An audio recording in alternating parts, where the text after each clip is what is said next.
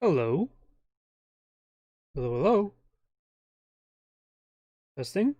One, two, three. Okay, give me a moment here.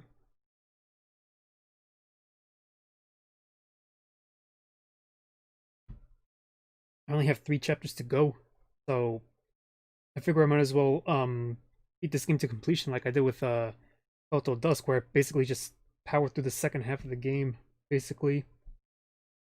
I guess I'll continue Xenoblade Chronicles next week then. Right. Let's load up.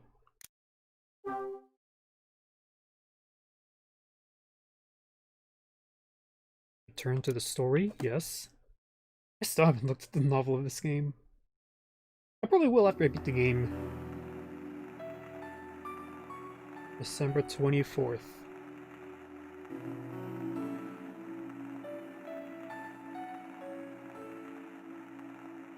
Freaking Ed. Or problems.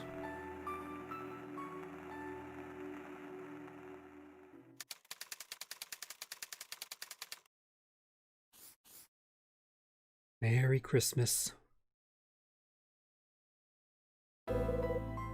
Thursday morning, December 25th. Waking up doesn't feel so bad this time. I can still feel some drink from last night sloshing around in my stomach. But as I drag myself out of bed and feel a draft of cool air, I soon feel better, like I can actually face the day. I open the blinds and stare out of the window. The rain that was pouring down during the night must have stopped sometime this morning. The sunlight beyond the window is dazzling as it reflects off the leftover droplets of water. The still damp cityscape is strangely picturesque, as seen from a film. I lean against the glass and take a moment to absorb what I'm seeing. Suddenly, the song that I heard last night, Promise, pops into my head for some reason. I pause. Why did it provoke such a nostalgic feeling in me when I heard it? Then the realization hits me. I must have heard it somewhere before.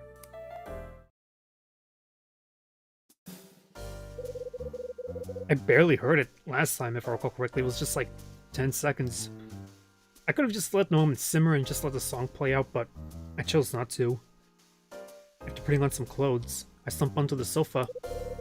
I try to unclutter my memories and recover the one that includes that song. At last, a memory from 25 years ago emerges, and I recall the streets at night. That's it. The song I heard on the radio then. It was Promise.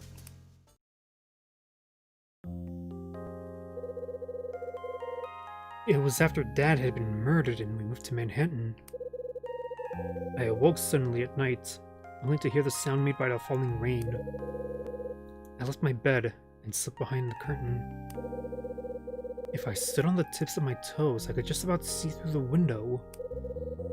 The glass was slightly foggy, so I had to use the sleeve of my pajamas to wipe it. My sleeve was wet though, but I could finally see outside. What I saw was the purple-lit glow of the Manhattan night. I'd vowed that I wouldn't ever enjoy living there. Didn't know anyone. It was too cold. But for the first time, I found something I appreciated about the place. I wanted my mom to see that view. I cautiously opened the door to the neighboring room. To my surprise, my mom was still awake and standing beside the window. Realization came to me in an instant. Mom had been staring at the same view as I had. I remember telling her that I thought it looked beautiful. Mom came over, wrapped her arms around me, and just stood there beside me. There was a faint sound coming from the small radio Mom kept beside the bed. While holding me, my mom told me something. She said that my dad loved the song. As I looked up, my eyes met those of Mom. Then, for the first time since we arrived in that town, Mom looked different. Her eyes were brimming with tears. So that was how I knew the song. That song. It was the song playing on the radio in our apartment.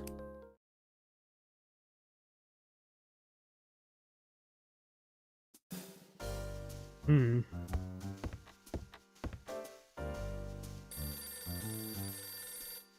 Hmm?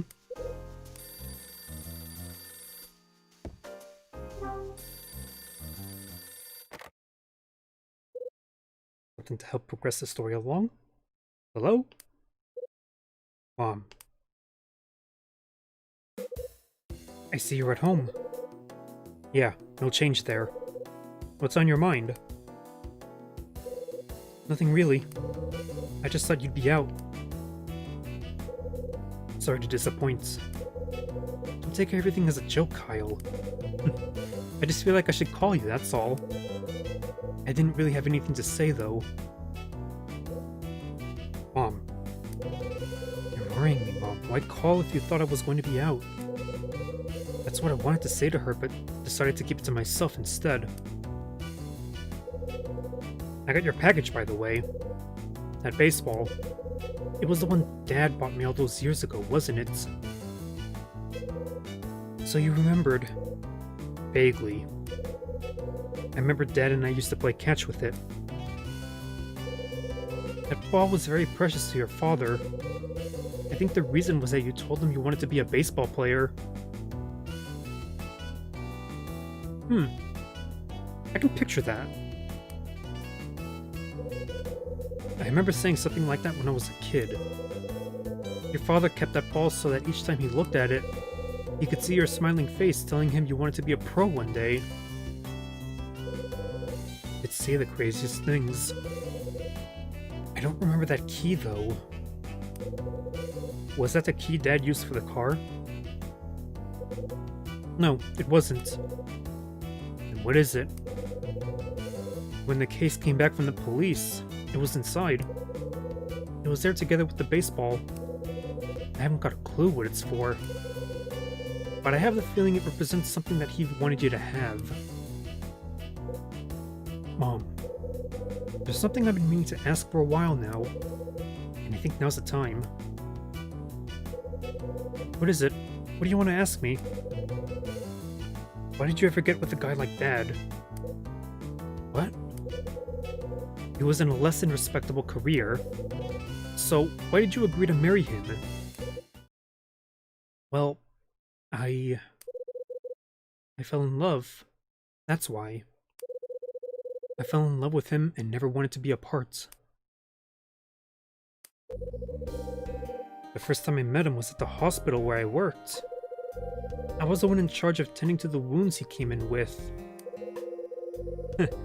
So it was a classic case of patient and nurse falling in love. Yes, I suppose it was. When I met him, he was a total stranger. But I did know one thing. I knew that he was bearing a secret of some kind, that, if it ever came out, I wouldn't be able to stay with him. That's why I was prepared to be content without knowing. When did you find out what his secret was? About 2 years after you'd been born. He came clean about precisely what he did for a living. You mean he told you about the safe cracking? Yes. But once you knew, didn't you try and stop him? Kyle, maybe if you had, we wouldn't have had to live off the money he earned by ripping people off. And he wouldn't have wound up dead 7 years later. Ouch. It's not like that, Kyle. Then what is it like? After you were born, your father... He wanted to make a clean break and give up that line of work. But his associates weren't happy with his decision. And he... So he just kept on cracking safes. How can you just forgive him like that? Kyle. After hearing me shout down the phone at her, Mom drifts into a strange silence. Maybe it's because this was the first time we've ever discussed Dad so openly. I'm starting to regret bringing the subject up in the first place. Let's stop talking about this. Yeah, maybe you're right. Kyle, when you're ready to forgive your father and me, perhaps then we can continue this conversation. Merry Christmas, Kyle.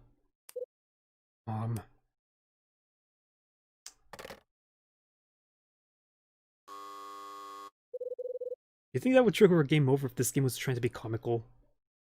My buzzer suddenly sounds. Who's there? If it ain't one thing, it's another thing, huh?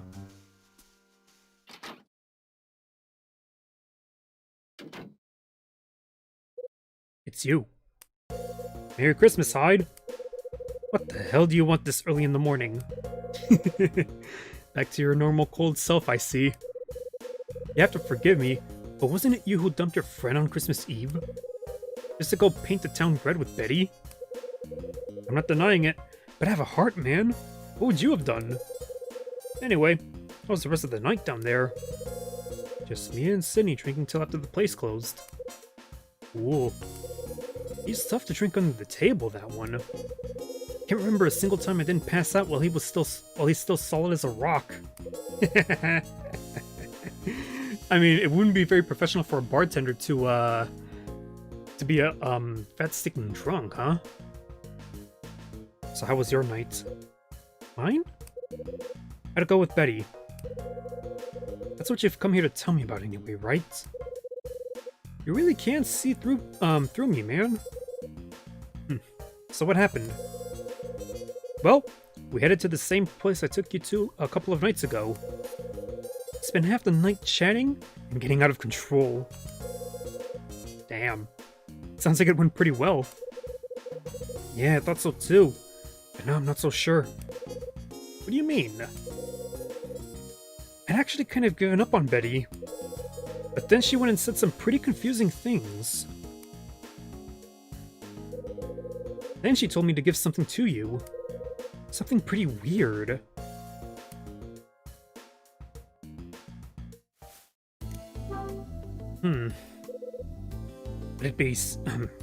What did Betty say?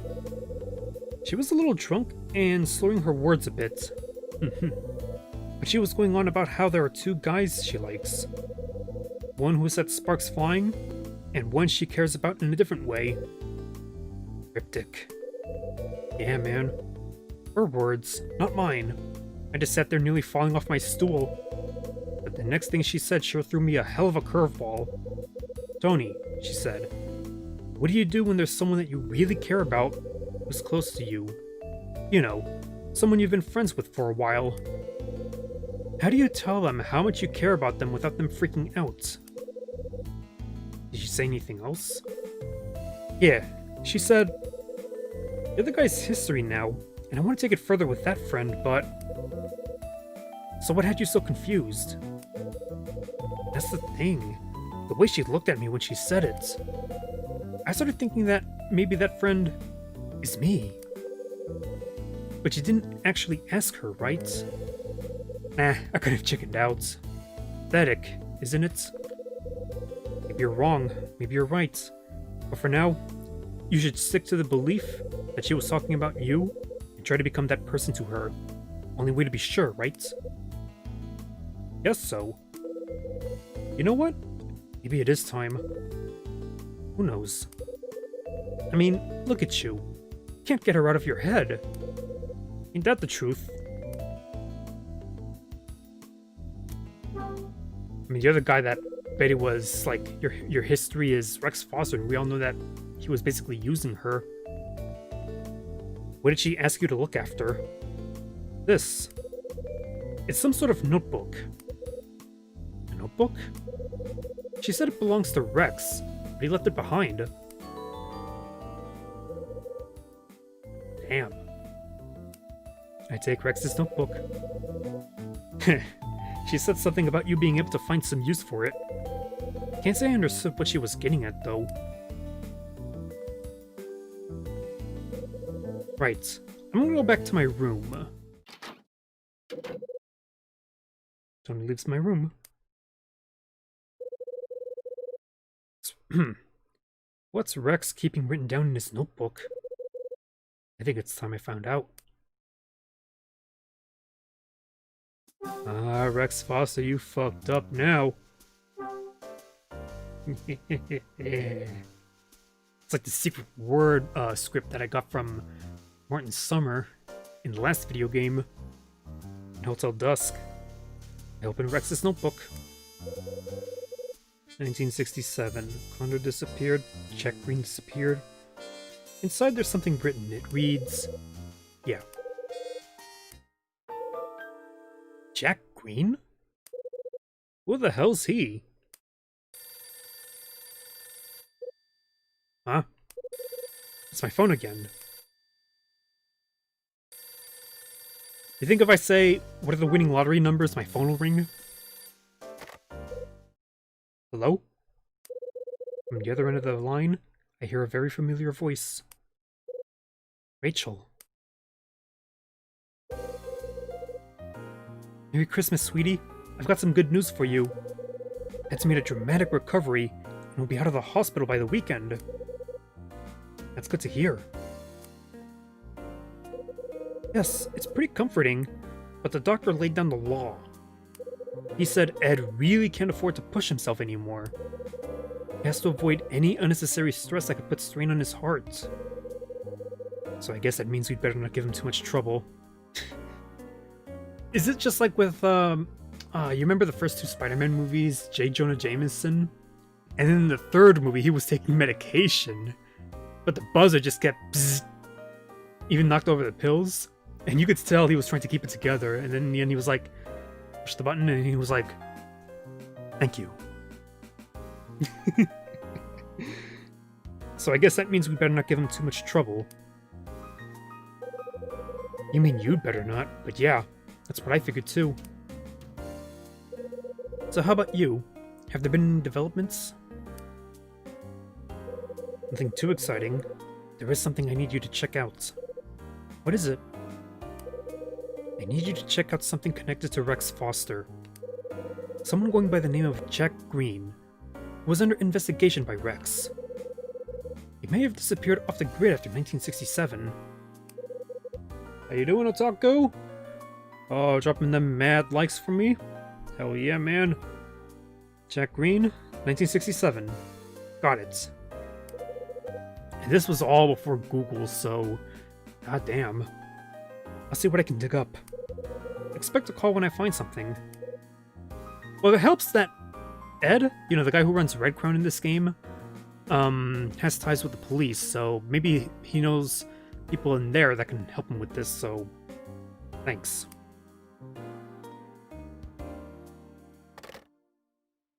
It's something interesting to think about, basically. Looks like I'm gonna be at a loose end till Rachel gets back to me about Jack Green. Hang on. I just remembered. I need to return Sydney's record to him.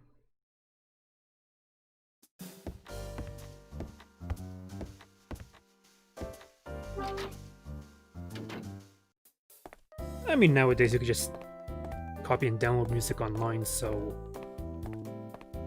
I mean, back in the day, it was all physical. Vinyl discs. Then CD-ROMs. Or cassette tapes, CDs.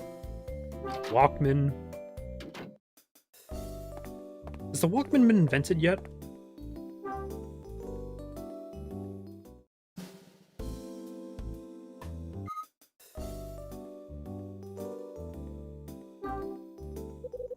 Sydney, Merry Christmas. Merry Christmas, Mr. Hyde. Hey, Banhammer Wolf, aka Kim Gamer 9377, what you doing? How have you been, man? Thanks again for last night. It was a refreshing change of pace. I enjoyed myself too. This is chapter 8 of Last Window: The Secret of Cape West. This is the antepenultimate chapter, which is a fancy way of saying that this is the third from last chapter. Penultimate means second to last, and then, well, it would be ultimate then, right? Antepenultimate, penultimate, but ultimate really means like best version of something. It doesn't really mean finale, so... Good, and you? I'm doing pretty damn good myself, man. I've been working a lot more in my main job than I have at Postmates, actually. Normally I do a good balance between the two, but I actually haven't worked in Postmates independently for like 3 weeks now. But I plan to, over the weekend. I'm off work on Friday, I'll probably do Postmates then. Saturday, I'll probably take Saturday off of YouTube, because I actually plan on working both at my main job and then doing Postmates. And then Sunday, I'll probably also do Postmates as well. 2020 is a bad year. Yeah, that's true. There's been a lot of high-profile deaths, and, you know, obviously the coronavirus pandemic. Like, Kobe Bryant died. Grant Imahara from Mythbusters died. Regis Philbin died. You know, the Who Wants to Be a Millionaire, host. Oh yeah, also some... what was the dude's name? John Lewis? He was a community activist, I believe. Oh, and then also a former presidential candidate also passed away recently. I think last night is going to be a Christmas Eve I'll be sure to remember. I legit shed a tear when Kobe died. I'm not joking. I was watching One Punch Man Season 2, I still remember it vividly. I was watching One Punch Man Season 2 on the bed, and then I suddenly noticed on Twitter, what? Kobe died? And it's like, rest in peace, Kobe. Breaking news, he died in a helicopter crash, and I was like, what? Because the dude was too young, man. And he was really starting to make a name for himself outside of the NBA. I mean, remember, he won an Oscar for Best Animated Feature, or Best Short Animated Feature. Short Film? Best Short Film. The dude had huge plans after he retired.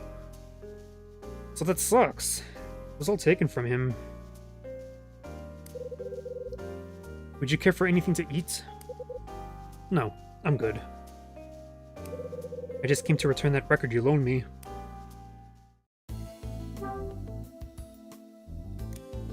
Well, not that, obviously. I still need it. If you don't know also who Grant Imahara is, or I think I already said it, he was a former Mythbusters co-host. But then I remember the last couple of seasons, it was just Adam Savage and Jamie Hyneman. Well, because they knew they were wrapping up soon, so I hadn't seen back his record. I know, man. All the good people have been dying. Oh yeah, and if I recall correctly, with the whole COVID-19 pandemic, I do remember Tom Hanks actually catching it.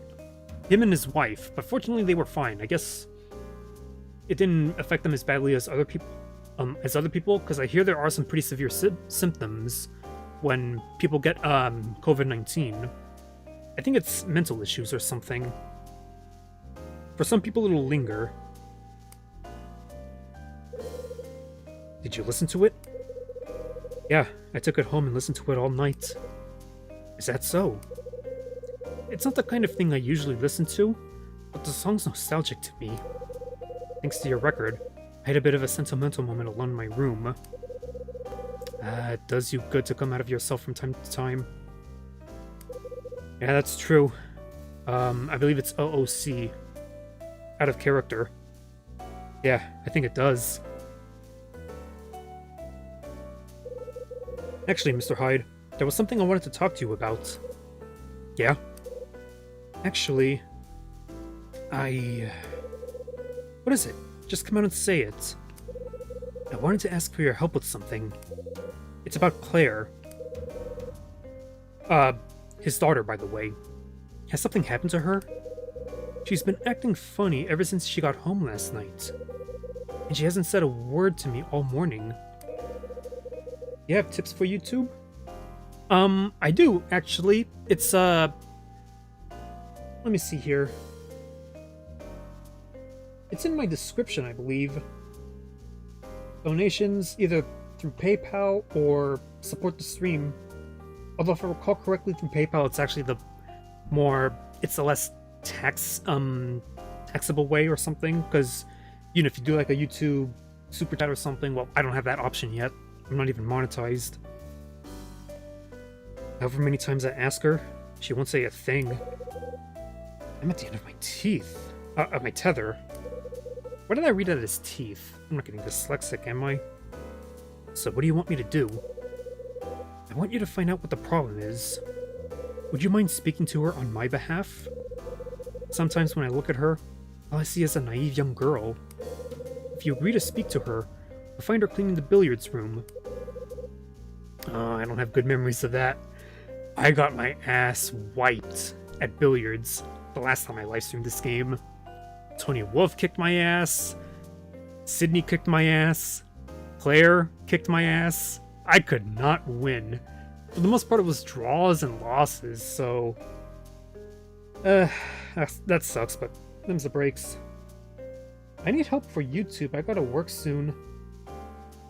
Oh. What do you need help with YouTube? In... Like, anything in particular? Or am I, misunderstanding here?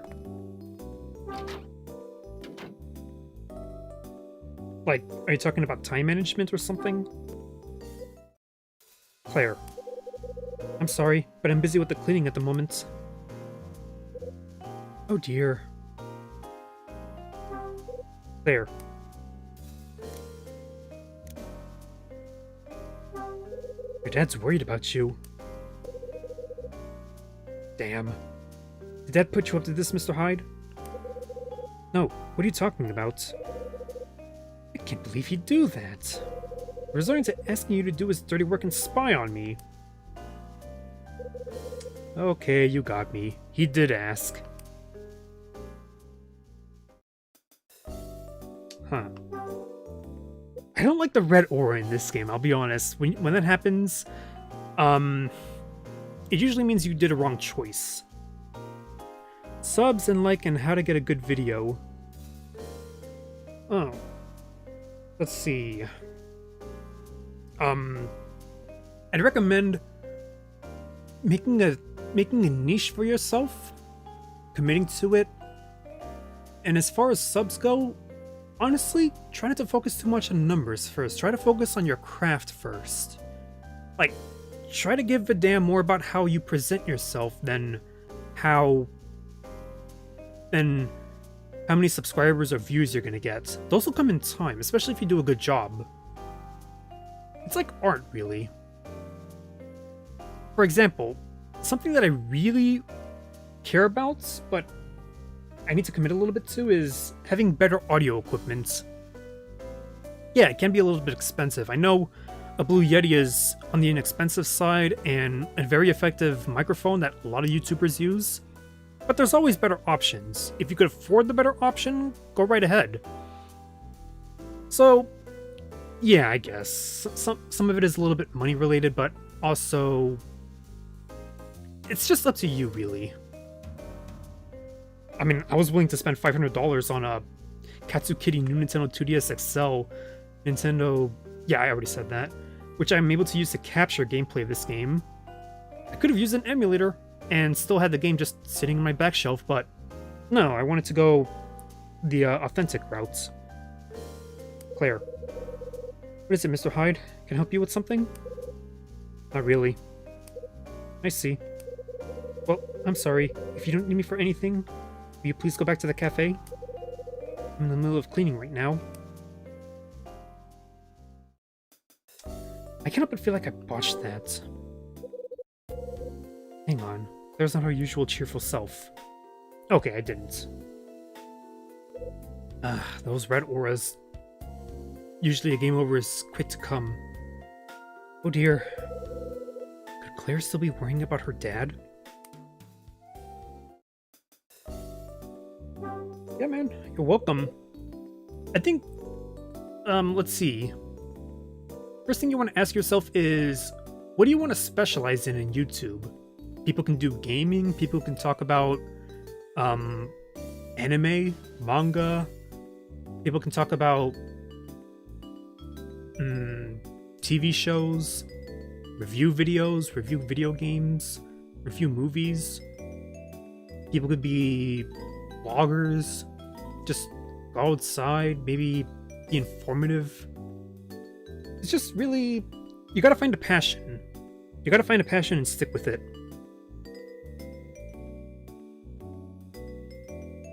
Maybe you could do art. Who knows? If you feel like you're a good drawer, a good artist. Have you got a moment? Hell, I'm actually thinking about that with digital art. I even bought a Nintendo 3DS game called Art Academy Lessons for Everyone that I'm thinking of live streaming. Just cause for two things. One, I could benefit from the art lessons that the game teaches because I hear it actually is a damn good learning tool. And two, I could have fun with it, do some requests, maybe come up with some crazy idea or something like when Game Grumps played Pokemon Art Academy. Had some fun with it. That was quite a Sayula out there. Are you still worried about your dad? Yes, I am. You remember what we talked about the day before Christmas Eve? Did you get around to asking him about it? Did you find out if there's something special in his life? I never got around to asking him outright, but I kind of got an impression from the way he was acting. So what you're trying to tell me is that you didn't ask, right? I'm not interested in maybes. I need to know for sure. Claire. After all, this could be the last chance. I knew it. I just knew it.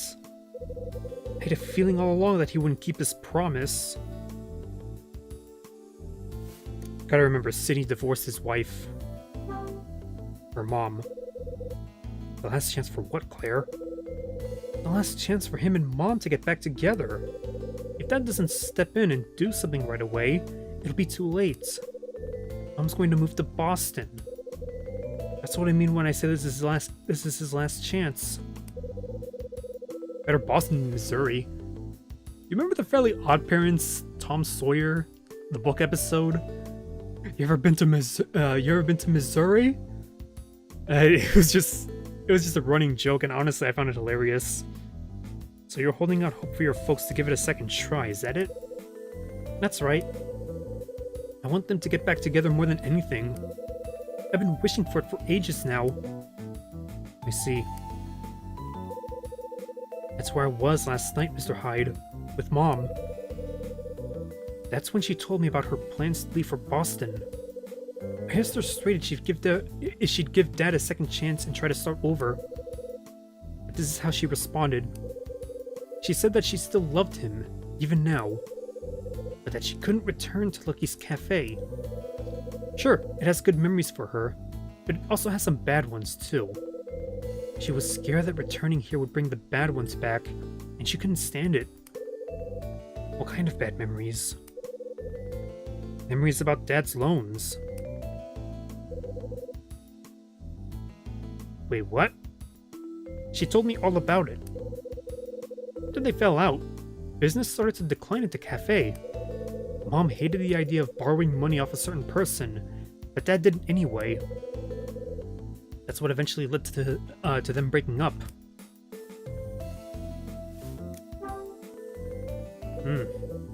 Important information. There, what promise was that? It was one Dad made after Mom left. What did he promise? He promised something on the first Christmas without Mom. It was a sad Christmas for me. I was busy at the cafe, and I was all alone. I waited up until he finished work and returned home. He was a little drunk when he got there, though. Still, when he saw me, he pulled me into a hug and said that we would find happiness. Just the two of us. He promised that we'd be happier than we'd ever been before. Happier than you'd ever been, huh? He forced himself into a smile at the time, but I knew the truth. I could see past his smile, and to the tears that fell from his eyes. I knew that Mom leaving was the hardest thing he'd ever had to deal with in his life. That's why I promised him something too that night. I promised that I'd also look for a way for us to be happy. Sydney and Claire, like I said, they remind me of... I forget the name of the parents in Hotel Dusk, and Melissa. Just older. And that's why you started to think of them getting back together, right? Right. That's all I've got, that's all I've thought about since. But I don't know what Dad's thinking anymore.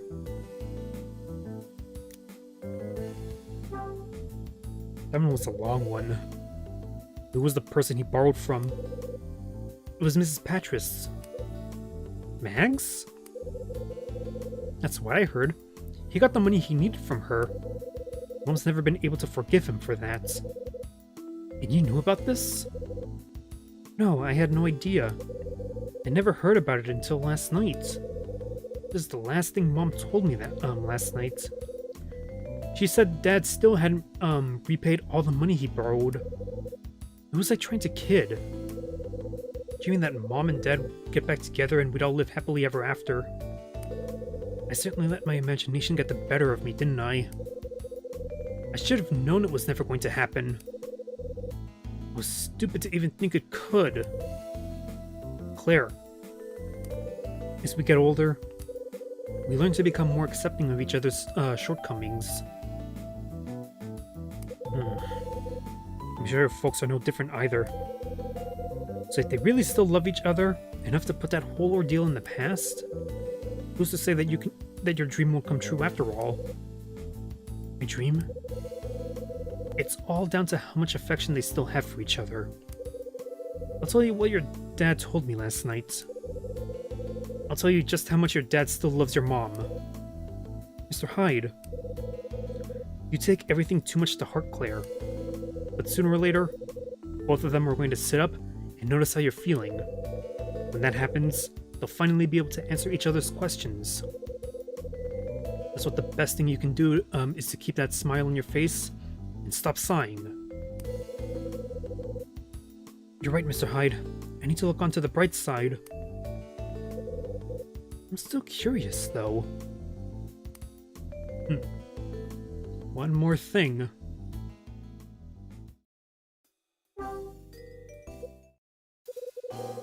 Oh, but not to her, huh? Thanks a million, Mr. Hyde. I feel much better now. I'd still get my ass kicked at pool.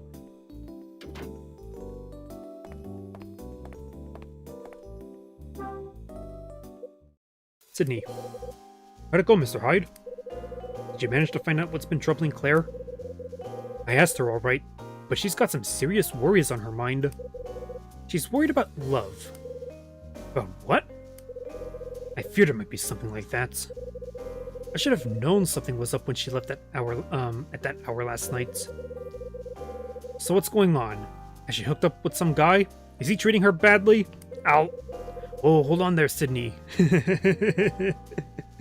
Let's not jump to conclusions. But you just told me she's having problems with her love life. That is what you said, wasn't it? Not really, no.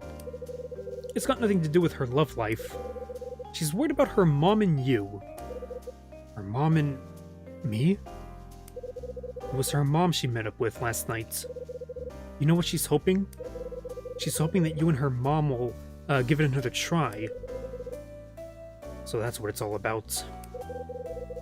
Also, there's something I need to ask you. What is it?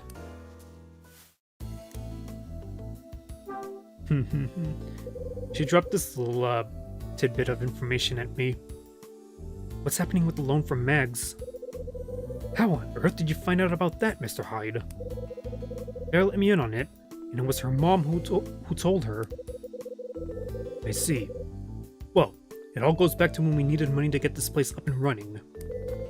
Mrs. Patras was kind enough to give us what we needed. It all stems from me knowing her late husband. I've been paying in installments each month. In half a year my debt will be settled. She said she has too many bad memories to do with money troubles. For her, it's a very real reason not to give you a second chance to get back together. So that's the root of it. She still doubts me. I mean, I have a college loan that I'm still paying off. There was a... what was the word? Started with an R. Basically, I haven't paid a college tuition payment since... or a college loan payment since... April, I believe? And I won't have to start paying again until November. Yeah, man, COVID-19 did some weird things. what I've been doing was saving like 150 a month or 200 a month, because that's basically the average monthly payments that I make. So that when November rolls around, I'll have a head start again. How did you know Meg's husband? He was a customer in the restaurant here when this place was still a hotel. I would wait on his table a lot. I used to work there when I was younger, you see. Anyway, George Patras, or Mrs. Patras's husband, as I should call him, was a regular. Very partial to cheesecake, as I recall. I'm more of a chocolate cake kind of person. Or ice cream cake, too. That stuff is damn good. What kind of man was he? I remember him telling me that he used to play the sax in his youth. But at the time when I knew him, he was the owner of several eateries around town. To sum him up, he wasn't afraid to spread his money around. All the waiters jostled for the right to wait on his table. Of course, all they were after were the tips he'd offer them and nothing more. True. He'd always be around when the hotel was having an evening night. In particular, he always came to the parties they called Scarlet Star. Ah, that's important. What connection could this have to the thing I'm looking for?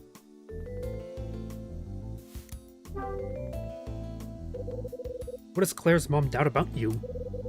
She thinks there's something between me and Mrs. Patras. Oh. That didn't even cross my mind. She does? It was just something my wife was worried about. You see, when Mrs. Patras was standing trial, I believed that she was innocent. God damn. Claire let slip about the loans, now he's let slip about trial? My wife was convinced she was guilty. And from that point, she was sure that Mrs. Patras and I had something going on. Meaning that, when I borrowed the money, she refused to forgive me for what I'd done. So was there any truth to it? You and Mrs. Patras, I mean. Or was it simply all a huge misunderstanding on Claire's mom's part? Of course it was just a misunderstanding. I only had eyes for her. There was never anything between me and Mrs. Patras.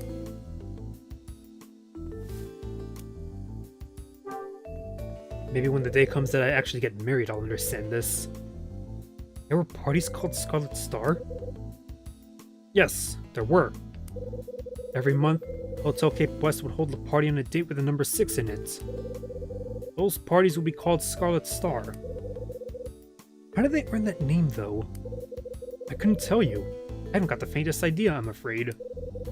Other parties that were held there had similar names, like Gold Star or Silver Star. Those were held on dates with the numbers 3 or 9. So I guess there were a lot of parties then, huh? What kind of parties were they? Just run-of-the-mill affairs, really. You know, the type with food and drinks, and a live band and dance floor. I was there on a number of occasions, and they were all pretty similar. Parties, man, I mean, every once in a while, but... Me, personally, parties bore the hell out of me. It's the introvert in me, I guess. Sydney, when did Meg stand trial? Well... let's just forget about that, shall we? Sydney. So you can't tell me, huh? Not really. Well, I can't beat it out of you, but I can ask you nicely. Will you tell me? Yeah, I suppose I could. Damn. Seeing as it's you I'm talking to. But you have to promise to keep it to yourself, mind. Of course. 13 years ago, Mrs. Patras was a suspect in a certain incident. The jury returned a verdict of innocent, though, and she was freed.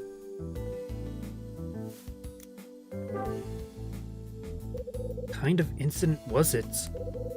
She was suspected of killing her husband. What the hell? She was a suspect in a murder case? She was indeed.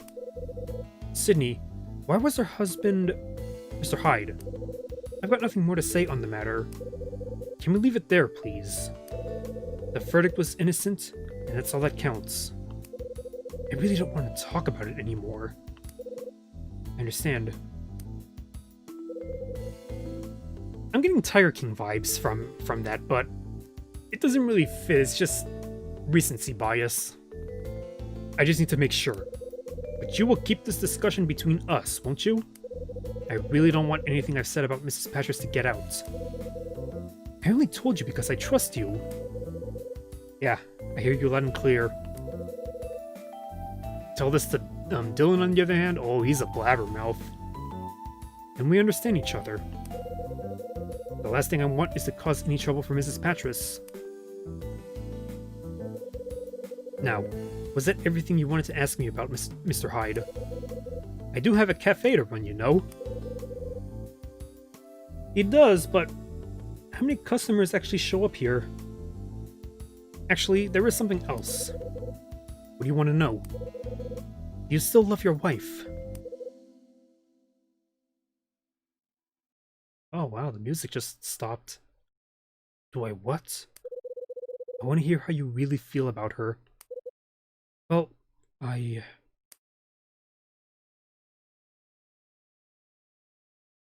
Oh! I didn't realize I was breaking him down. Huh. No red questions. I love her, and there's no denying it. I just haven't got the confidence to tell her. To tell her you love her? Not exactly. To tell her that I want us to give it another try. You understand what I'm saying, don't you, Mr. Hyde? Even when two people really love each other, it doesn't guarantee it'll work out. The real reason we separated was to do with me. When I think about how it happened now, I can see exactly why she walked out. If only I could have seen things the way I see them now. I tried to console myself by making her the villain and branding her as heartless. Why? But the truth is, I was a fool. The worst thing is that it took losing my wife for me to notice how she was feeling. That's why I'm afraid. I'm afraid that if we did get back together, I'd do the same thing over again. I'm sure she's thinking along the exact same lines, though. You may feel unsettled, but you clearly want to have another shot at happiness. You know what's amazing? Carl Hyde usually doesn't want to be in the middle of these situations, but he has a response for them. Mr. Hyde. Claire told me about the promise you made her. She did? She told me about the first Christmas you spent without your wife, and when you told her that you'd find happiness again together. She's been thinking about that ever since. Well, her idea of happiness is having her family back and all living together. Mr. Hyde. It's not my place to dictate to you how your family should be. But I'll tell you this for free. There aren't many families that can get back together. Most of them who've tried fail. Ain't that a fact? A sad but true one. Okay, I need to be somewhere. That was kind of abrupt.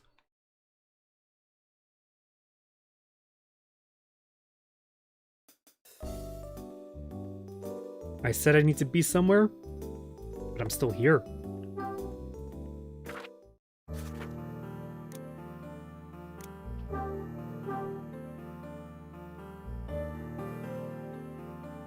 Oh yeah, I wanted to tell you something, but I forgot. Sans.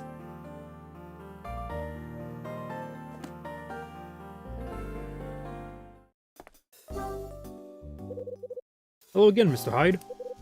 Hi, Sydney. Oh, Mr. Hyde. We were talking about the hotel the other day, weren't you? After you left, I remembered another story that may interest you. Another story? Would you like to hear it? Absolutely. Wouldn't miss it for the world. Good old drinking buddies, basically. I thought you'd be keen. Not quite that much. Well, you know the elevator started working the other day, right? Yeah, apparently the repairs were all finished. That very elevator has been in use Did I say elevator? I'm sorry. That very elevator has been in use since this place was a hotel. It's a lot more temperamental than anyone would have you know. Sounds a little worrying. Actually, only yesterday I got trapped inside of it. You did? Well, there you go. It's a safety hazard and no mistake. The strange thing is, back in those days, it used to stop and start even more frequently. Even stranger still, it always stopped between the 4th floor and the roof.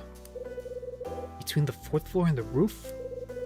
You should have heard some of the things the staff shouted when it happened. Every single curse word in the book. Of course, it had regular work done on it, but always seemed to have problems. Nothing has changed then? Well, that's the real mystery. When this place was renovated, it started working perfectly. It did? Yes. So I guess when it stopped doing it, it was just her bad luck. How is Kyle's luck in this game anyway, based on my actions? I won $1,000, but I lost to 3 people at billiards, and I got stuck in an elevator. I still think I have pretty good luck. Could well be.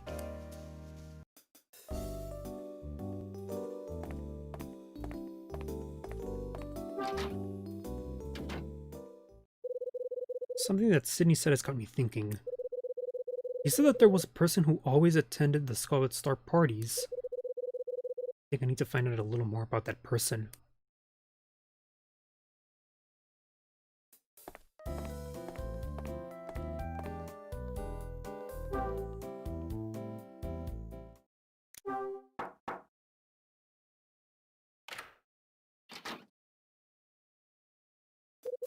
Hello there, Mr. Hyde.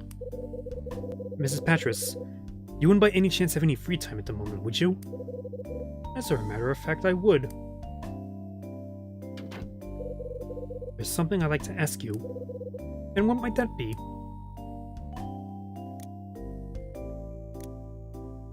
Jesus, court case, no. Insta game over. I'm sure there's a video on YouTube somewhere of people just deliberately choosing the wrong options in Hotel Dusk and Last Window, trying to get every single game over possible, just to see what kind of responses you get. I'd like to hear about your husband. Why would you want to know about him? When we last spoke, you told me a little bit about your late husband. A little about your late husband. You said he enjoyed jazz music, and even used to play the saxophone. Long story short, Kyle wants to acquire a taste for freeform jazz. And by the way, the name of the song that plays when SpongeBob and Patrick are making those faces like they're trying to acquire the taste for freeform jazz, the song's name is Pressure Point. That's right. I must confess, I'm into jazz music too. I often listen to it in my room. Besides, I don't get jazz. The best kind of jazz always features a saxophone, don't you think? Well, if you say so. I'm more of a epic motivational and video game instrumental and orchestral symphonic kind of person. Personally, I feel like when people put their voices into music, it starts to kill it. That's really that's my blunt take on music. So once I heard that your late husband played it, I instantly became interested. Not always, mind you, just... I guess that's just what I feel about today's songs. Would you be so kind as to tell me a little more about him? Why, certainly, since you asked so nicely. Please, come inside.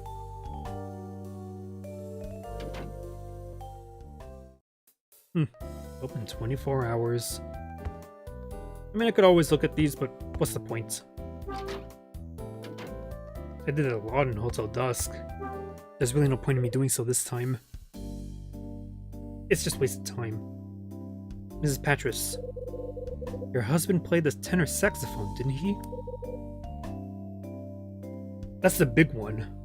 I know because I remember when I was in my middle school symphonic band, one of my classmates had a tenor sax, and that thing was huge. And he was damn good at it too. Yes, that's right. When did he start? As a pro, I mean. He was already part of an established band at the age of 20.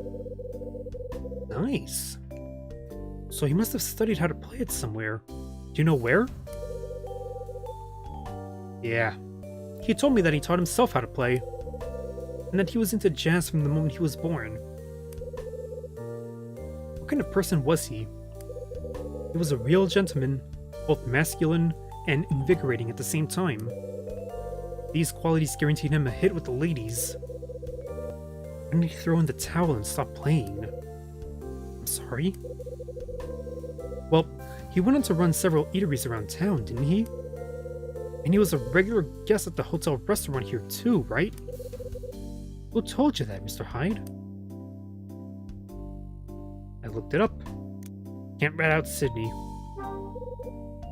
I looked it up. Whatever passes for Google before, today, or before the internet. Newspaper? I found all about him from an old newspaper article I got from the library. It was right there alongside one about your court case. Eee. It seems like you've gone to great lengths to investigate me, Mr. Hyde. Doesn't it? Tell me, why is it that you've been investigating me? Does she even know that I used to be a detective? I told you, I'm interested. I'm keen to learn more about the kind of stuff your late husband played. Not to mention about you, seeing as you're a widow just like my mom. Ah, connecting personally, that's smart. That's smart right there. I see. So, you know everything, it would seem. I respond to this? Whatever. Mrs. Patras. Can you tell me what I want to know? I will. We're this close to parting ways forever, and you've chosen now to grow an interest in me. Perhaps it's fate, Mr. Hyde. Mrs. Patras. I'll answer your questions. I was suspected of murdering my husband. That was 13 years ago. When he and I were living together, our house was burglared one day. Burgled? Wait, what? Burgled? Is that a real word? Burgled. Not burglared. Wouldn't it have been burglarized or something? I'm gonna look up this word.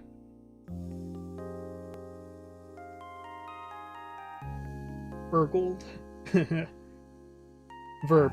British. Ah, British. Okay. Like saying chuffed. Enter a building illegally with intent to commit a crime, especially theft. Burglarize. That's the word I'm thinking of.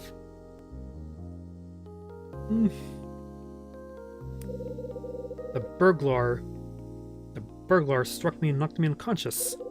When I awoke, my husband's body was laying lifeless beside me. In my right hand, I was clutching the gun that was used to kill him. I was framed by somebody. The evidence was more than sufficient for them to hold me as a suspect. But it seemed that fate smiled on me that day, as I was declared innocent. Did they catch the real culprit? Was the real culprit caught? No, they never found him, and though I was declared innocent, people always remember the accusations. Mud sticks, or whatever the saying is. Sticks and stones. But words will never hurt me. What you said about my late husband is quite true, Mr. Hyde. He was a regular face at this place when it was a hotel. On the day I was acquitted, I took control of the money my husband left to me, and purchased the hotel. I wanted to own the place he held so dear when he was alive. That, Mr. Hyde, is all this lonely widow can tell you.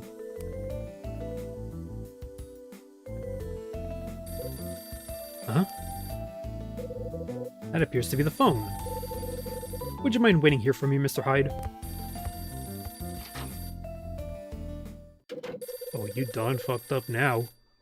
Mags makes her way into the other room to answer the phone.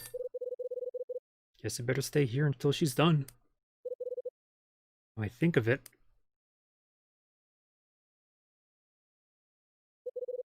I'm sure there's a photo of her husband around here.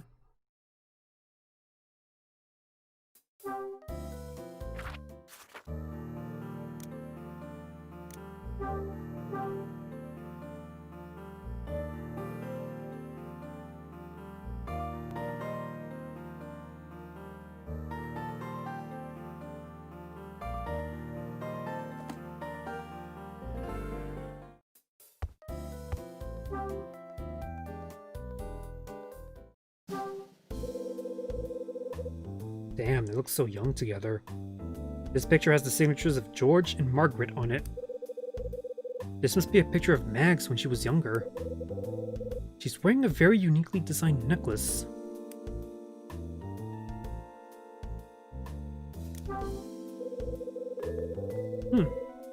This photograph is of two young women. Based on their clothes, they must be dancers. This is a pretty old picture.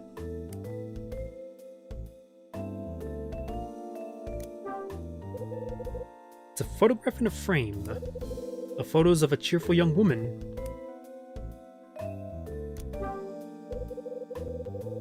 There's a man playing a tenor saxophone in this picture.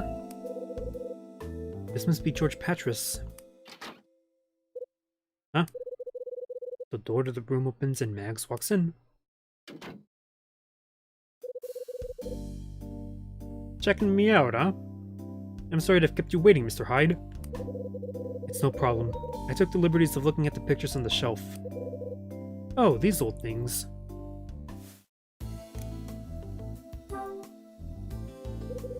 When was the picture of you and your husband taken? Right after we were married. That necklace you see still gets worn today. It was a present from my late husband, and is one of a kind. It's an impressive item, that's for sure. I love this picture of us more than any of the others I have. I'm sure your mother has one of her of her own that she values above the rest too. As Mags utters those words, I think to myself, Mom doesn't have a single picture of her and Dad. Not one. Oof. That says a lot, don't you think? That picture hanging on the wall with the two women. Is one of them you? You're absolutely right. Can you tell though, Mr. Hyde? Tell which one of them is me? You're the one on the right. I am indeed. Well done. Who's the woman in the shot with you? She was a dear friend of mine. A fellow dancer. A dancer? Yes, it may be hard to believe now, but I was once a dancer.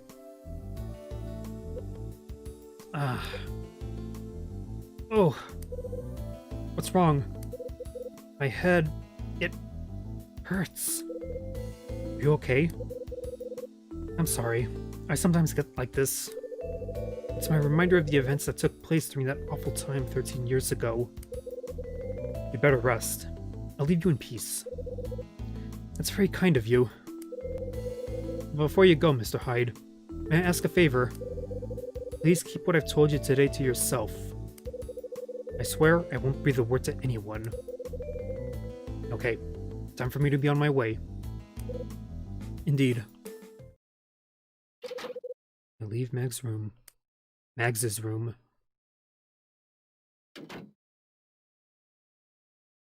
Mags.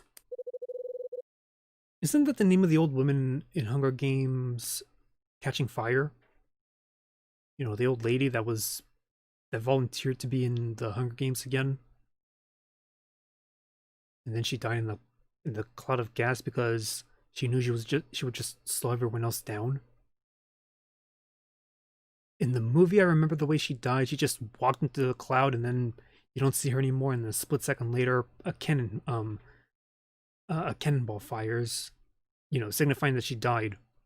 In the book, I remember it described it a little bit more detailed. Like, you can actually see her body convulse before toppling over. Oof. Seems she's had a somewhat colorful life. Mr. Hyde! Huh? Oh, it's been a while. Dylan? Can I speak to you? What's it about? You went to Mrs. Pattras's room, didn't you? Yeah, that's right. What did the two of you talk about in there?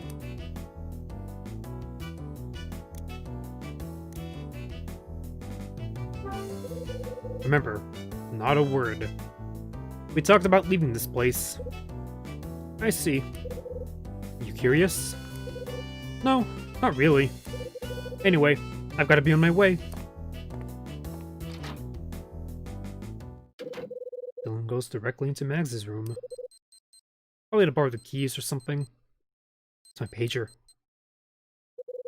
I'd better head back to my room.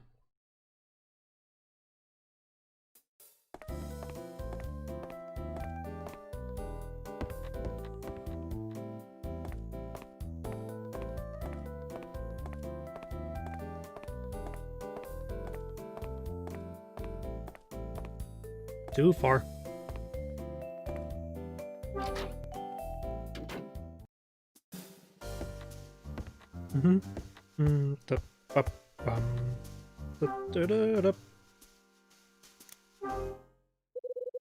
Time to give Rachel a call.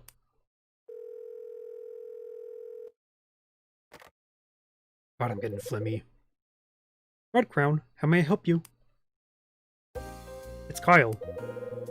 I've got some information for you on Jack Green. What did you find out? Well, his name appeared in the 1967 obituaries. It said that Jack Green, a 30-year-old reporter, died in a car accident due to major internal complications and blood loss. A car accident? Did you see who he reported for? I did. It was Los Angeles Beat, the same place as Rex Foster. Were the two closely connected? Yes, they were. Yeah, they were. They spent 3 years working together in the editorial department. Oh god, I'm sorry. And what's more interesting is when Rex Foster quit his job, he quit just 3 weeks after Jack Green's death. After that, things really get strange. In what way? It turns out that Jack Green's final article was about the organized crime group Condor. The title was, unsurprisingly, The Truth Behind Condor. It was actually the first part of a series, but Green ended up dying, so only the first part was ever published. I really need to get a closer look at that article, Rachel. Understood. I'll see if I can get hold of a copy for you. Counting on you. There's something else that stood out too. It's about the area the accident happened in. The location was along Route 971. I knew there was something familiar about the place, so I looked it up. It happened on the road between the Los Angeles Beat Company building and Hotel Cape West. There seems to be lots of factors that suggest this was more than a coincidence. You're right. Lastly, I've got a message for you from Ed. He left me a message? He said that there must be some kind of clue that connects the guests who attend the regular parties held at the hotel and the Scarlet Star. That's all he told me. I see. I'll be in touch when I have more information.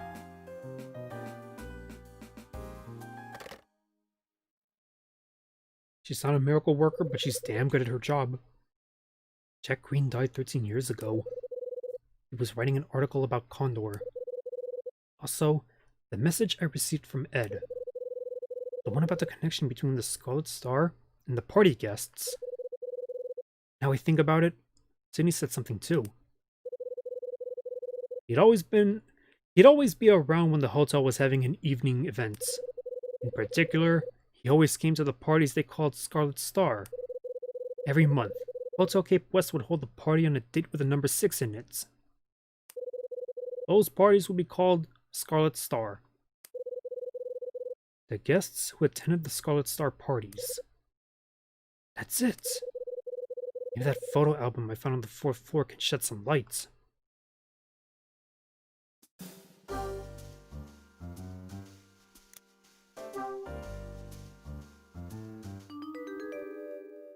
Who left it there to begin with, though? Now, what am I looking for in these? Well, I'm already ahead of the curb here, so... Well, hello there, Red Dress. Hey. I know that necklace. One of a kind. Of course. That's the necklace Mags always has hanging around her neck. Which means this woman... It's Mags Petrus.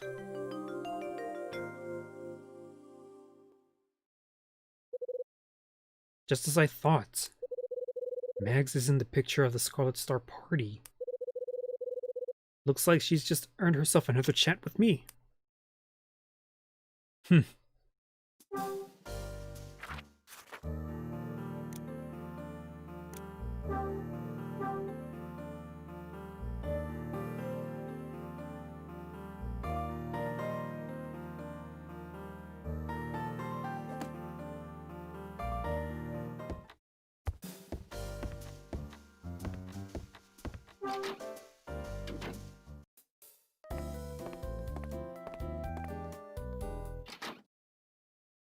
Huh? Hey! Ah! Mince Lars! Looks like somebody didn't want to be seen, am I right? Ahem, it's... nothing. Yeah. So you didn't hand back the spare key to 205 like you said you would, huh? That's right, I didn't. What are you doing in there, Charles? That would be... Quit stalling. Spit it out. What's the matter? Did I catch you up to no good or something? Anyway, get back inside. We've got stuff to discuss.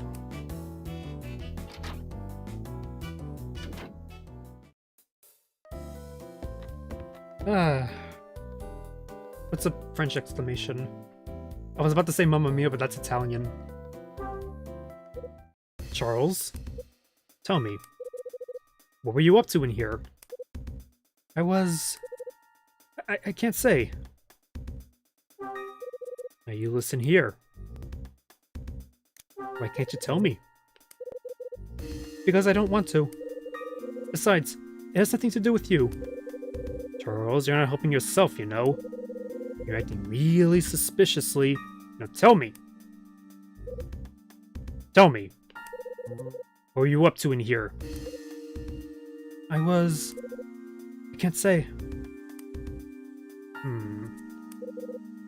Okay, here goes. I'm just a little shaken up. I was doing something I didn't want other people to know about. I'm embarrassed that you found me, Mr. Hyde.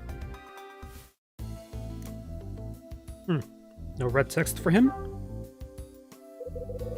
Well, then again, I didn't have any for Sydney, so...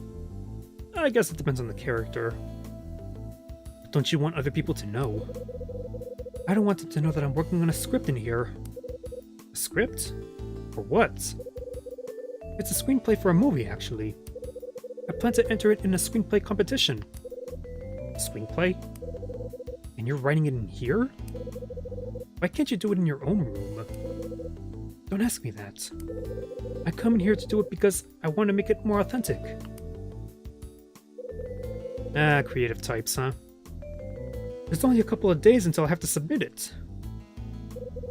Please, Mr. Hyde. Let me continue to use this room until then. Don't tell Mrs. Petrus. Mr. Hyde. This is my one big chance.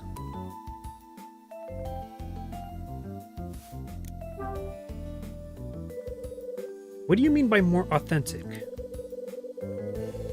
Billy left this old typewriter in the room, and I'm running my screenplay on that. It's the key to making me look like a pro to the people who check the entries.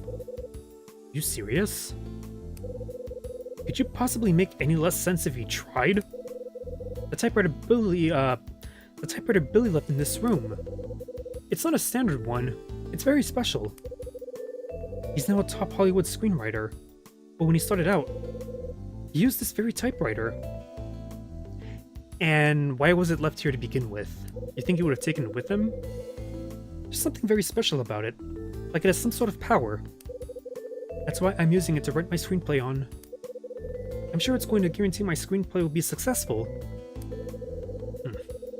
If it's a typewriter that's so special, can't you just take it to your own room? No, I have to write it in this room. What made you believe in all this superstitious stuff? That doesn't matter.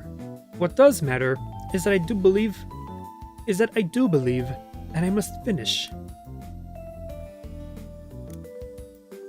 Maybe if I made him sound more like Lumiere from Beauty and the Beast. No, but he's more of a romantic type. Why is this your one big chance? Because if this screenplay doesn't make me success, doesn't feel like it. I mean, it had to be a little bit more higher pitched, right? At times like this, I wish I was a better voice actor, or even tried. Because if this screenplay doesn't make me successful, I'm going to have to leave my university and return to France. Return to France. Is that so? I made a promise to my grandfather. If I can't make a name for myself during my year here, I have to return home. Then I'll have to take over the family business. The family business? Does that sound strange to you, Mr. Hyde? Not really. I'm just surprised that someone of your class is living in a place like this. It's unexpected, that's all. Did you choose this place so you could study how other people live their lives? Or were you just curious about something? Neither. I searched for this place and decided I had to live here. You did? I wanted to use this building's secret as a basis for my screenplay.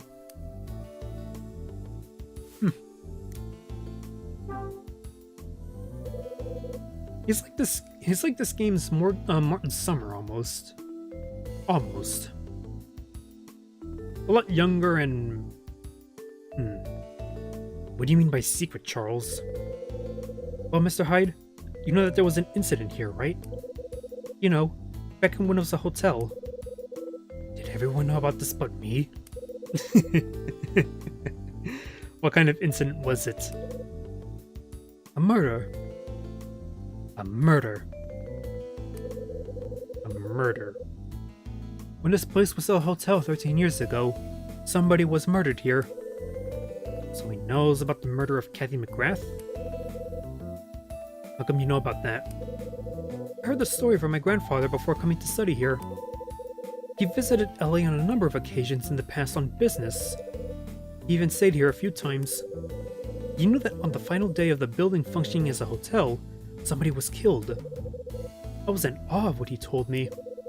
When I came to LA, I investigated the place that was once the hotel, and discovered that not only was it now an apartment building, but also that the murder case had never been solved. So let me get this straight. You're basing your screenplay on the murder. That's the reason you chose to stay here. Precisely. I see. Charles? As this means a lot to you, and it's your big chance and all, I'm gonna keep your coming in here a secret. Thank you, Mr. Hyde. I'm sure this is going to become a wonderful story. The title is Door to the Past. It's about a murder inside a closed-down hotel. The murderer is a member of the hotel front desk staff. He conceals the evidence on the 4th floor of the hotel. I've been using Mr. White from room 306 as my basis for the killer. Something about him fits the profile of a killer, don't you think? Will White? I'm sure he'd be thrilled to hear that. I suppose I won't know it unless I ask him. Perhaps I can add you to the story too. There's still room for an accomplice. Wow. Don't even think about it. God forbid I'm in another book. Come on. Come on. It'll be fun. Besides, I know what you've been up to. What does that mean? What does that mean, huh? I know that you sometimes go up and have a look around the 4th floor. You're just like the bad guy in my story. What? Don't worry, though. You're not the only person who likes looking around up there. I've been up there lots of times, too. What the hell for? I started going up there a while back, while I was looking for inspiration for my story. I took an 8mm camera with me, and did some filming, too. I caught something really interesting when I was up there. Yeah? What did you tape? I'm sure you'd like me to tell you, so I'll make you a deal. If you tell me what you were looking for when you went up there, I'll show you the film. You got yourself a deal. Information exchange. Now show me the film.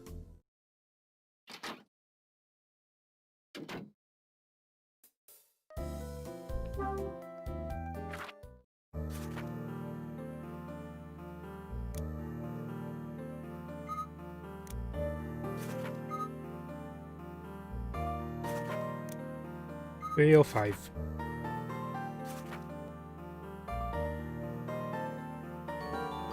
Oops. What did I... Oh, I pressed the little sleep thing on the top. Okay. I've never been there before.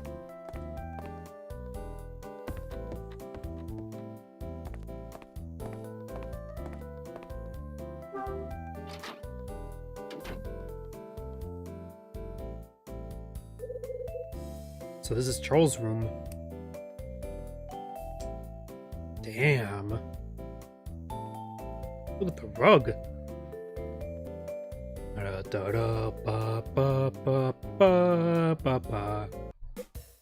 Charles, show me the 8mm film you took on the 4th floor. I will, but don't forget our promise. You have to tell me what you're looking for when you go there. Same as you. I don't understand. I'm investigating an incident that happened here quite a while ago. That's why I've been spending time up on the 4th floor. The incident you're talking about, Mr. Hyde. When did you find out about it? I got wind of it not long ago. Just after I found out we'd all be leaving this place. I learned that something terrible happened here in the past. I mean, would you believe it? Just days before we'll all be out of here? I got caught up in an accident case I know nothing about. So there you go. The reason why I've been going up to the 4th floor. That's quite interesting, but there's one more thing I'd like to ask you. I haven't got all day, you know, kid. Why are you so keen on finding out about such an old case? I mean, I'm interested because I want to use it as the basis for my story. But what about you, Mr. Hyde? I've always been the kind of person who enjoys solving problems. I used to be a detective, after all. You did? Were you really a detective? Yeah, I was. Up until 4 years, anyway. I guess the reason I'm so keen on this case has something to do with my detective's instinct. So now you're a detective salesman.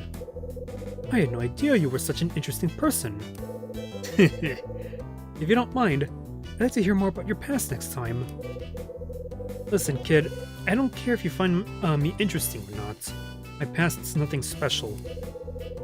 You should stick to the unsolved case that happened here instead. Now show me the film you took, Charles. Just a moment, Mr. Hyde.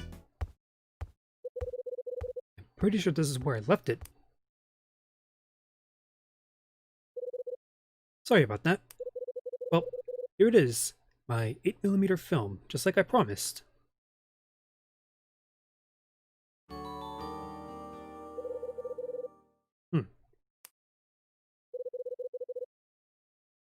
Can you make out what's on it, Mr. Hyde?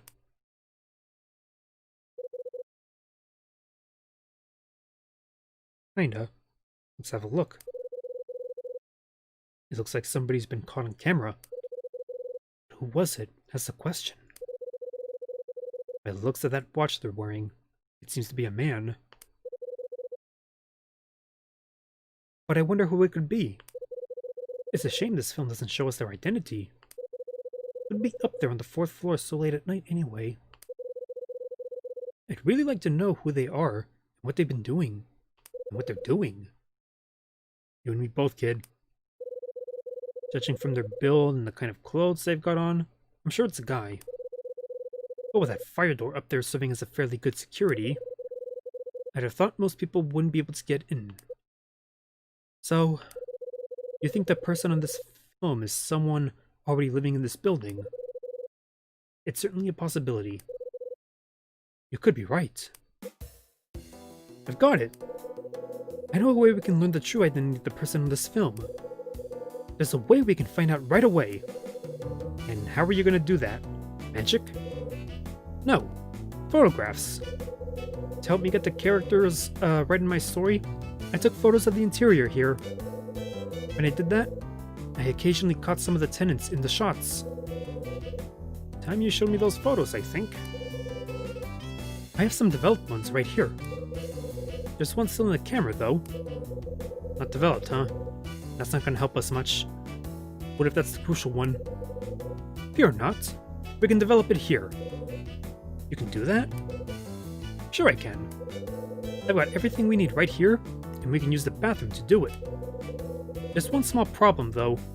My red lamp is broken. Mr. Hyde, do you have anything we could use instead? Something like your red lamp, huh? That's not going to be easy, but no harm in having a look around. Luckily, I already know the solution.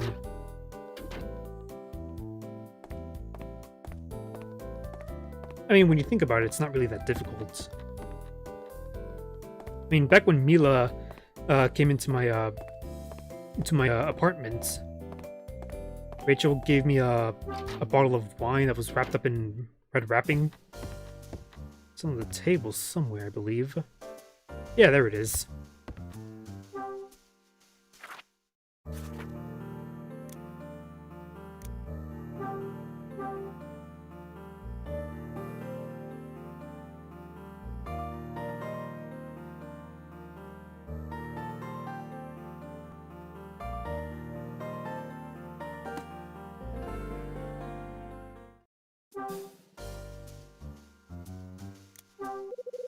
It's the bottle of wine I got from Rachel. 10-year-old Bordeaux Red. Bordeaux Red? I might have it with my next meal. The wrapping around this wine bottle is translucent in a deep red color. Huh? Ah, now this might work. Good thing I'm too lazy to put things in the trash. Take the red wrapping.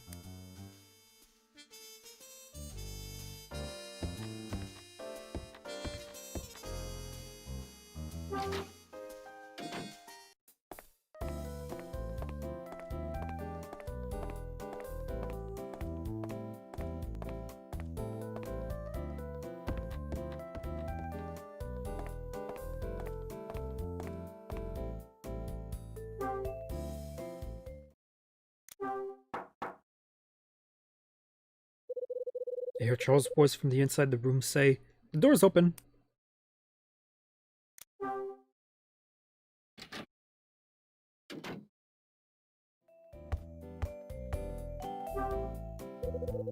Show me what you found, Mr. Hyde.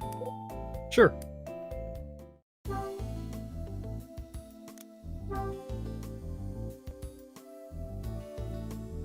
I mean, what else would I do? Would I just go to the nearest store or something and buy something? I figure you could throw this over the lamp. Well, what do you think? It might work. If we do as you say, it should give us just the right kind of light we need. Let's give it a try. Please place it over the lamp. Sounds simple enough.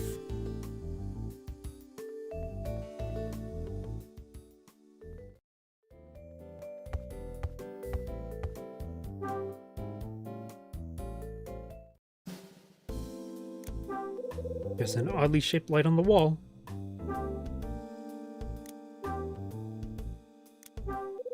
I cover the lamp with the red wrapping. Oh, it looks like it'll do the trick. Time to let Charles see my handiwork. Okay, it looks like we're all set to get started. Now that we've got the right kind of light, we can begin to develop the photos. Charles, let me do it. Sure, if you like.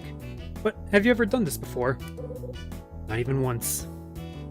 I've actually done this before in college when I was studying to be a veterinary technician, developing X-ray photos. It was dark in there, and there was a little faint red light though.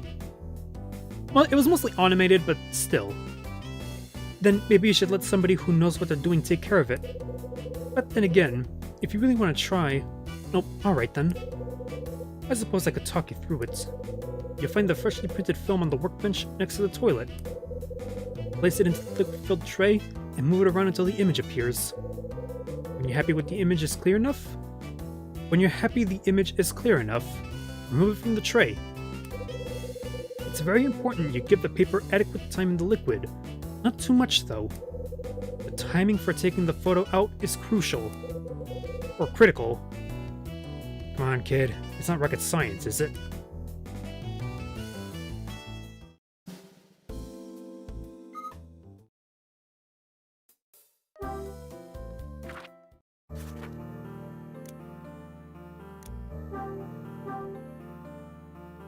If I recall correctly, this part of the game, it is actually a little bit generous, the amount of time given.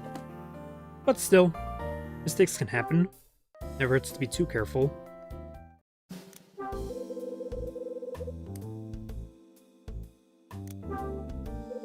This must be the freshly printed film.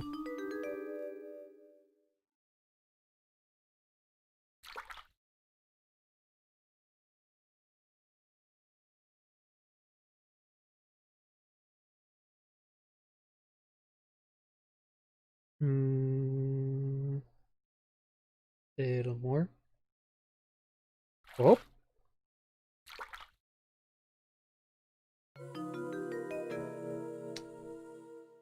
Shoot. Ah, crap. What happened? I'm coming in, Mr. Hyde.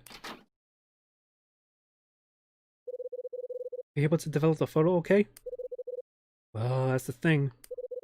I messed up the timing for taking it out. The photo looks kind of blurry. Damn. What have you done? Didn't I tell you the timing for taking it out has to be perfect? Glad I saved. Yay. Nah. Soft reset. And then I get chewed out.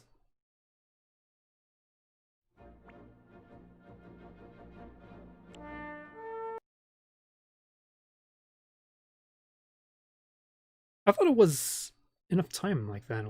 Okay, leave it in for a little longer.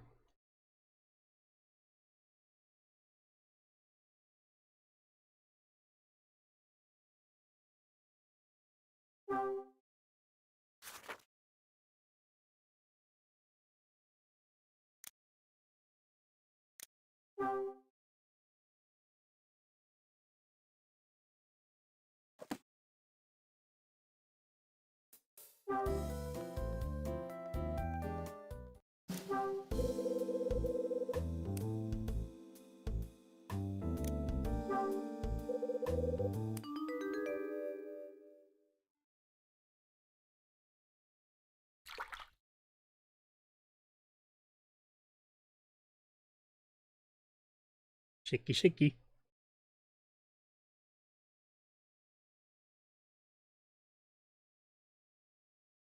Make a dance.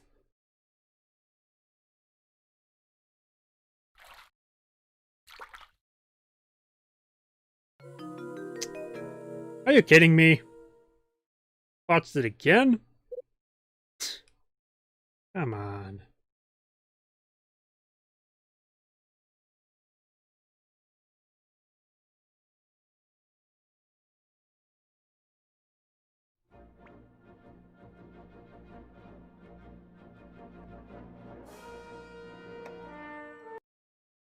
Well, third time's a charm, I guess.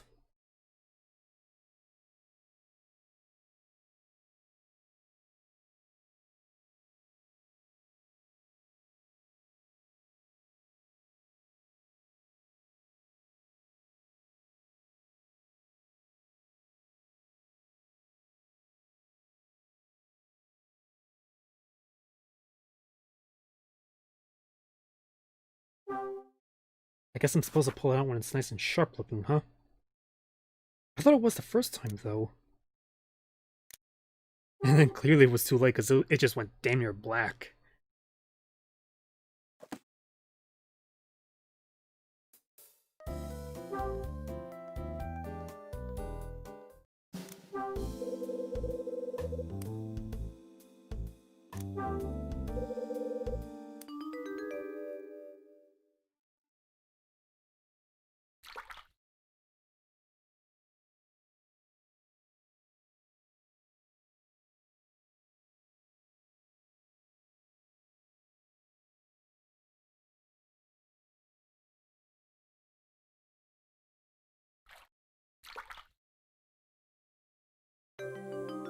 Ah, much better. Phew. It's like I'm a natural. Yeah. Nice to see you again, Frank Raver.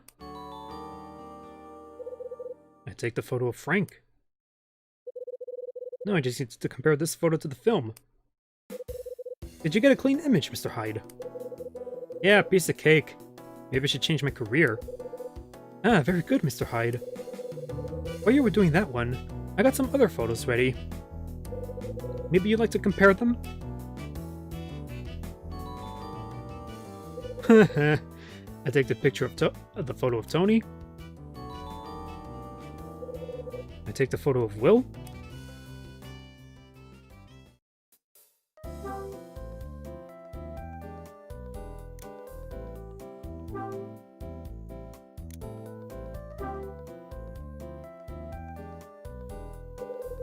Time to compare the photo with the 8mm film.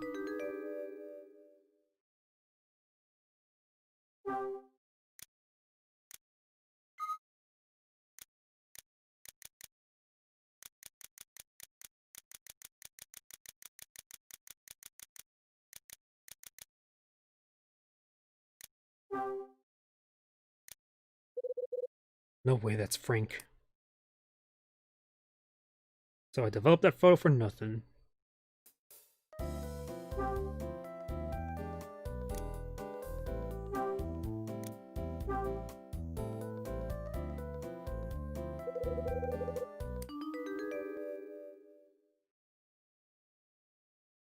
Huh.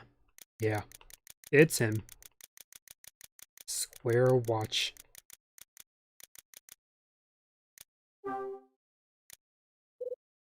Bingo. Hold on. There's a camera there with him. Maybe he caught something on film.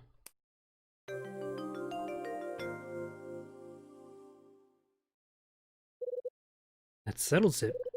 The person on the film was none other than Will White. I had to figure out what the hell he was doing up there on the 4th floor. Mr. Hyde! How did it go? I know who the person in the film was. Turns out our mystery star was Will White. Really? Interesting. What do you think he was doing up there, though? I'm afraid I haven't cracked that part yet. Well, I would go and ask him, but I doubt he'd tell you, even if you ask nicely. I'll get to the bottom of this. Don't you worry. Okay, I'll leave it to you. Guess I won't be needing this film anymore. Might as well return it. That's true. Thanks for showing me this, Charles. I've got to go. Okay.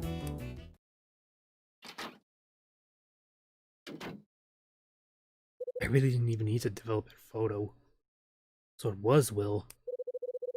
I think he and I need to have a frank Q&A session.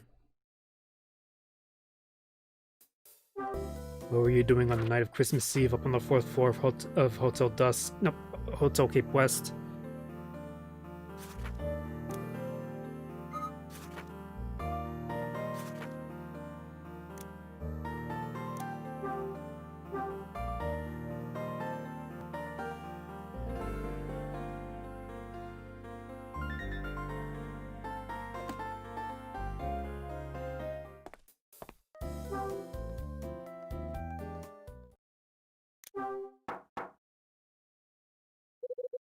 Nobody's home, huh?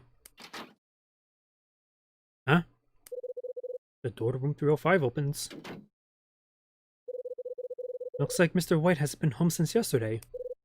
Charles? You think it would be that simple? What do you want about? Sure, I know you told me that you were looking into him and his activities, but does that mean you're just going to meet up and ask him a couple of questions? For somebody who used to be a detective, I was hoping for a more exciting approach.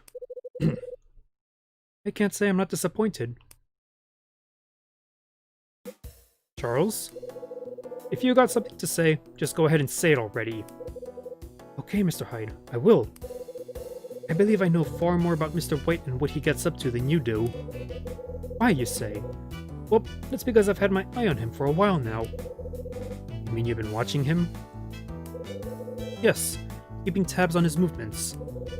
He's rarely home, but there's somebody who visits room 306 on a regular basis. And when he does come home, he goes out again very late at night. I'm almost certain that he's not a real salesman. You need to do a lot more than ask questions if you want to get to the bottom of this. And what did you have in mind? Torture? Very funny. I meant you should definitely take a look around in room 306 when he's out. That might be a good chance to do so. Fancy yourself as a bit of a detective yourself, do you? Not quite, but 2 sets of eyes have got to be better than 1, right? I suppose you've got a way to get to the... You've got a way to get into the locked room too, have you? That's easy. We can use some wire to pick the lock. Way to go, Charles. Outstanding. Maybe a brief stint in jail will help you add authenticity to your story too. We won't get caught. Trust me. We're gonna get caught. Charles. Stop.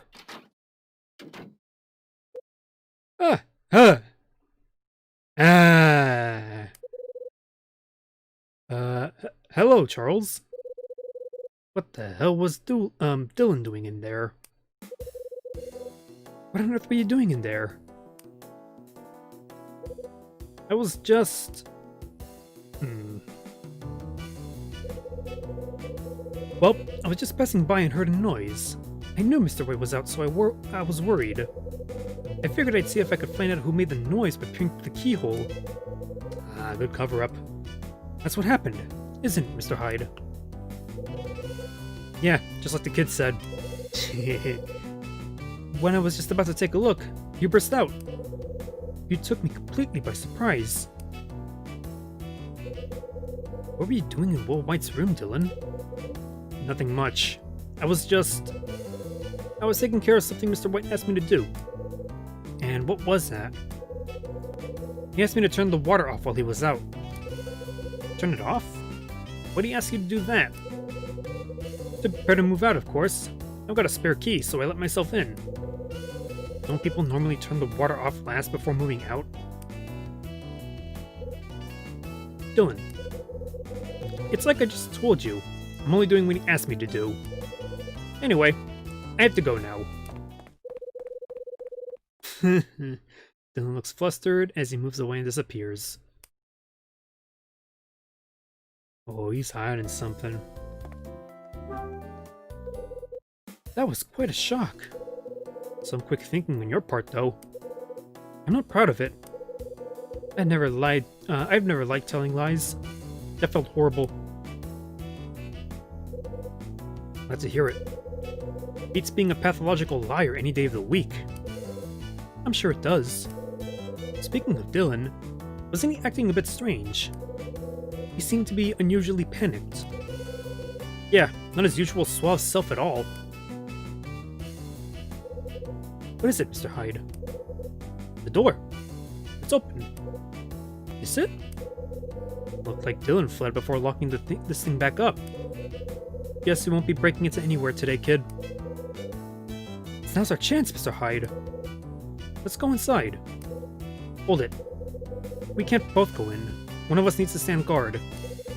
If we're both poking around in there, and somebody finds us, it's gonna hit the fan. Well, I don't know anything about a fan, but you're right. He doesn't know that expression, does he?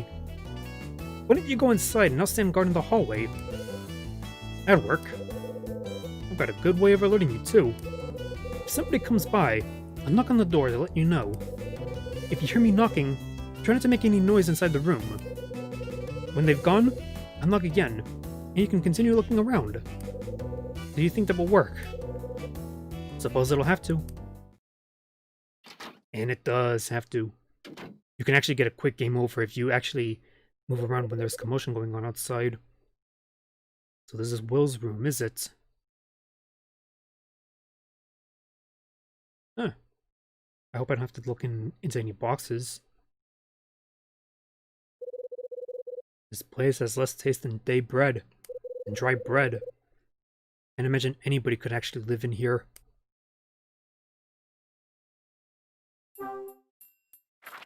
And we got the sneaky music too. How fitting.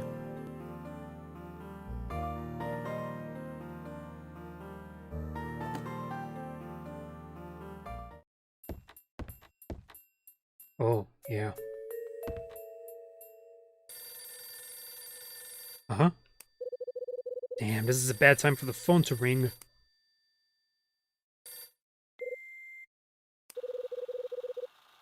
Oh. A threatening voice sounds out from the phone. Guess you're not there, so I'll just relay this message. The goods have been obtained in the same way as usual, and the money is in the usual place. What the hell was that about?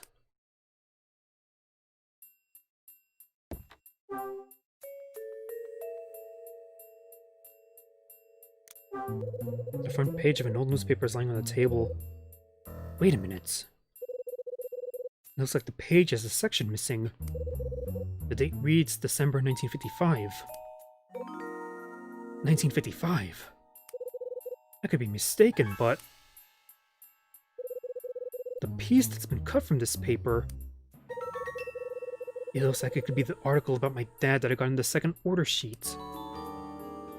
That's damning right there. Take the newspaper front page with a section missing.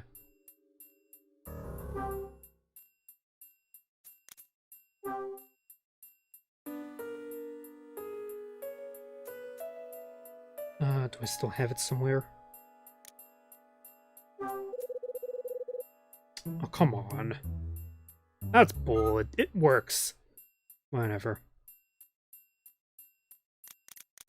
There's a trench coat lying on the arm of the sofa. The whole thing is wrinkled and damaged. There's a black case on the table. The case is locked and there's no getting in. I can't see a keyhole in this thing. Instead, there seems to be a kind of round indentation. How the hell do you get this thing opened up? I hear the sound of somebody knocking on the door. It's the signal.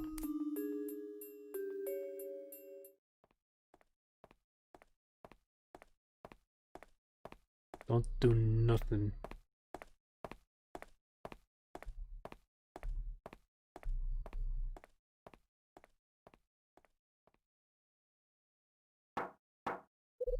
Ooh. I hear the sound of somebody knocking on the door. Okay, all clear to keep looking.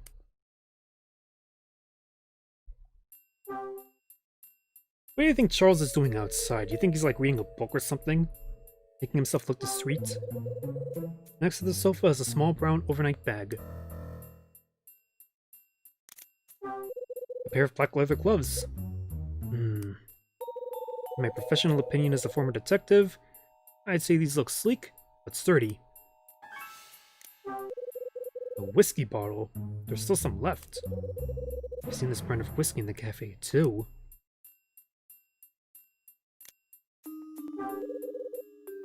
A plain old leather sofa.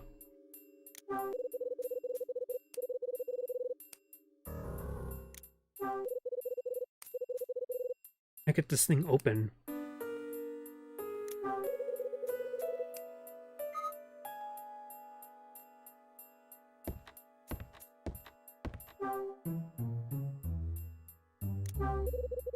I wonder what's in this side.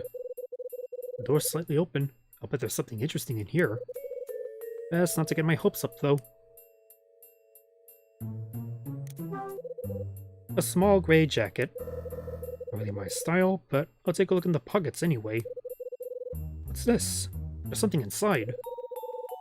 Looks like some sort of magnetic key. I take the magnetic key. Maybe if I use this key...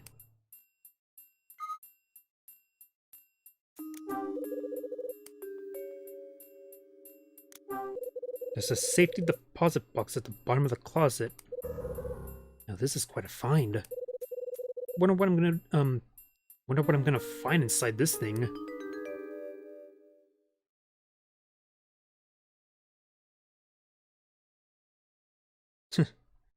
I got nothing. It's no good, the thing's not gonna open. If only I knew the combination for it. I wonder if you could speedrun through this game if you knew certain things.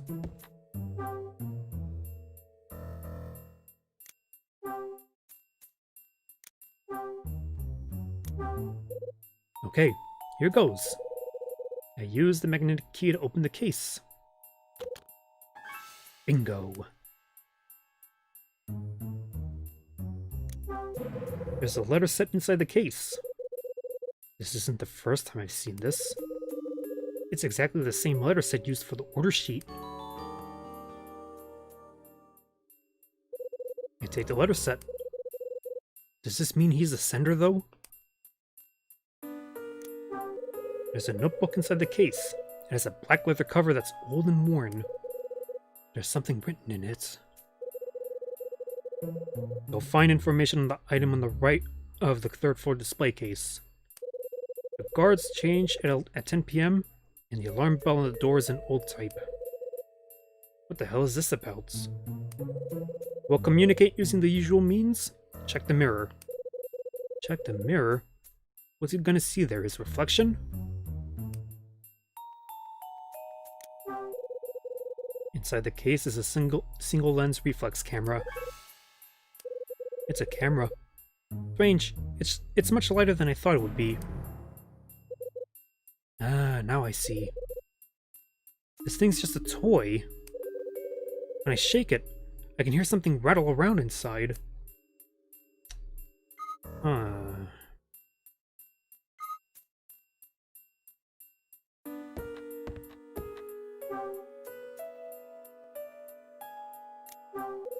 There's a mirror hanging above the wash basin. There's a few dirty marks on it that look like fingerprints. Huh? Why are the sink and surroundings so clean, yet the surface of the mirror is dirty? It's time for me to get that mirror a closer look.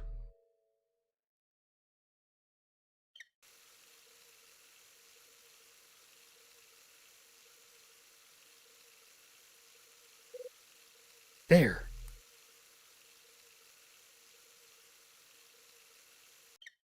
144657.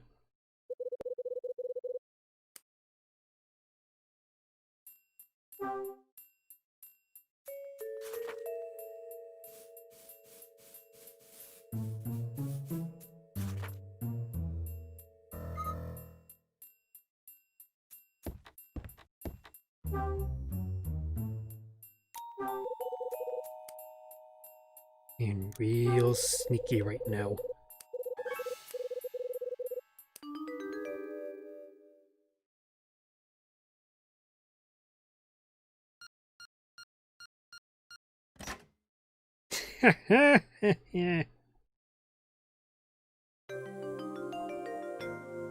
Oh.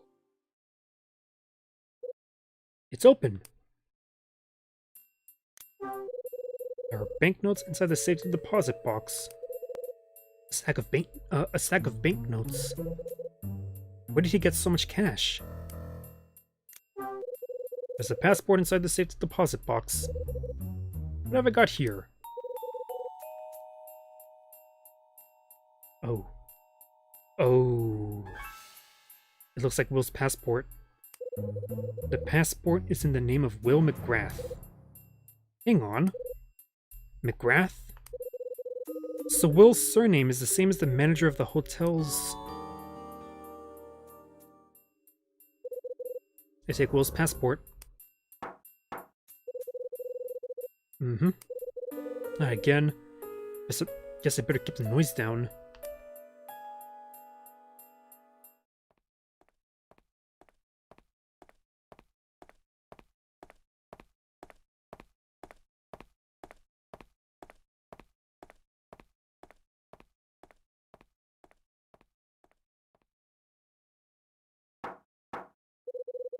I heard the sound of somebody knocking on the door. Okay, all clear to keep looking.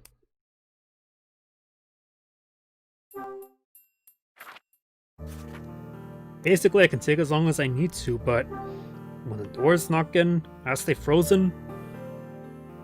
I so much as sneeze, I'm getting a game over.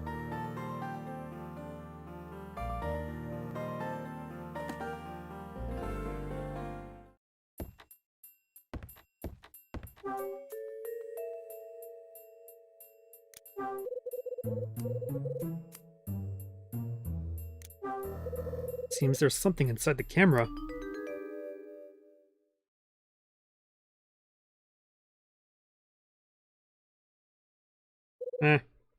What the? Am I supposed to put in a date here?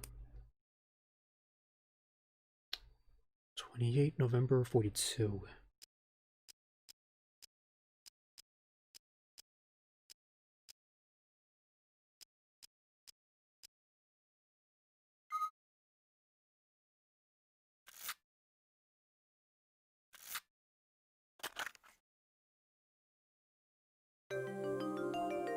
Huh. It's like a little safe almost. That did it. What's this? It's pretty tattered, but it looks like it was a postcard. Also, I can make out a signature on the edge. Michael McGrath. Wasn't he... I take the torn postcard. Why on earth would anyone want to stuff half a postcard from the hotel manager into this toy camera?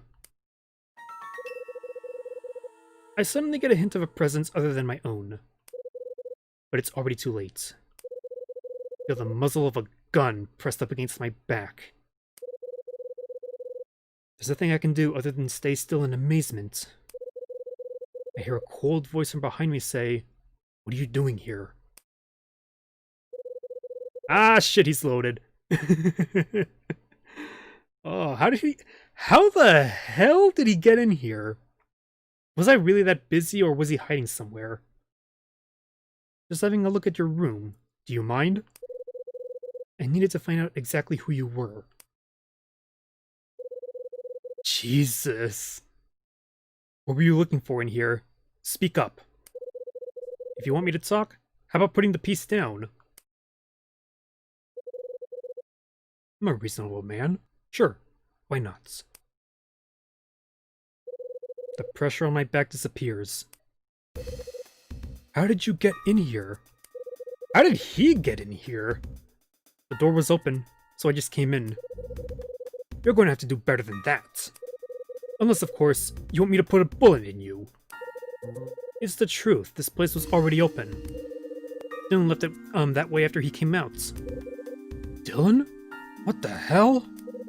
He said you had asked him to take care of something in here before moving out. He used the spare key to get in. But being the numbskull he is, he left without locking up. Funny, I don't remember asking him to take care of anything. Maybe not, but it doesn't change the fact he was in here. If you don't believe me, take a trip down the hall and ask Charles. He saw too. He'll tell you exactly what I just did. Let's assume I believe you. For now, anyway. Maybe Dylan was... Was what? No, that can wait. The more pressing issue is what to do about you. I think I'll have you answer a few more questions. Let's start with what you did while you were sneaking around in here. You've twisted my arm. You sure you want me to say it all out loud, though? I mean, I think I've just about pieced it all together. Your secrets and such. Don't kid yourself. There's no way you know what I've been doing here. But... Nice try. I'm on to you. He's bluffing. Oh, you are you? Well then, let's see just how much you think you know, shall we? For starters, I know what your real job is. You've been earning a pretty penny too, by all accounts. And what is it you think I've been doing to earn all this money? I know plenty more than that. I know all about the lies and deceit too. Oh. And just what do you think I've been lying about? Simple. You faked your identity. Oops. What? Wait, either one would have been right? I don't know. I've got your number. You've got nothing, that's what. You don't have the first clue who I am. That's bull. I guess I can't walk out of here because they'll just shoot me, huh? He put a fucking gun on my back. Jesus. Shit got serious. For once in this game. I mean, it already was, but life and death. Hey. Where did the banknotes come from? Banknotes? And where did you come across something like that? You know damn well. In your safety deposit box. I looked in the safety deposit box. You did what? You opened the safety deposit box in my closet. Yeah, what's the matter? Surprised I got into it? There's no way you could have got that thing open. The only person who could possibly open it is me or the intended recipient. I feel like I found a voice for him, but in my headcanon, I always imagined him sounding like Gary Busey. I don't know why, it seems to fit him. Maybe not as old looking as him, but it just works for me. Your real name is Will McGrath. Ridiculous. You already know my name. Come on, do you take me for an idiot? Your name's Will McGrath. Can you actually hear yourself? Have you got any proof to back up your outrageous claims? Yes, I do. Bam! Rub it all over your face while I'm at it. Take a look at this. That's my... Alright, it's your passport. You know what else? He also slightly looks like Satoru Iwata, you know, Nintendo's like CEO. Slightly. Maybe if the face was just a little wider, a little rounder.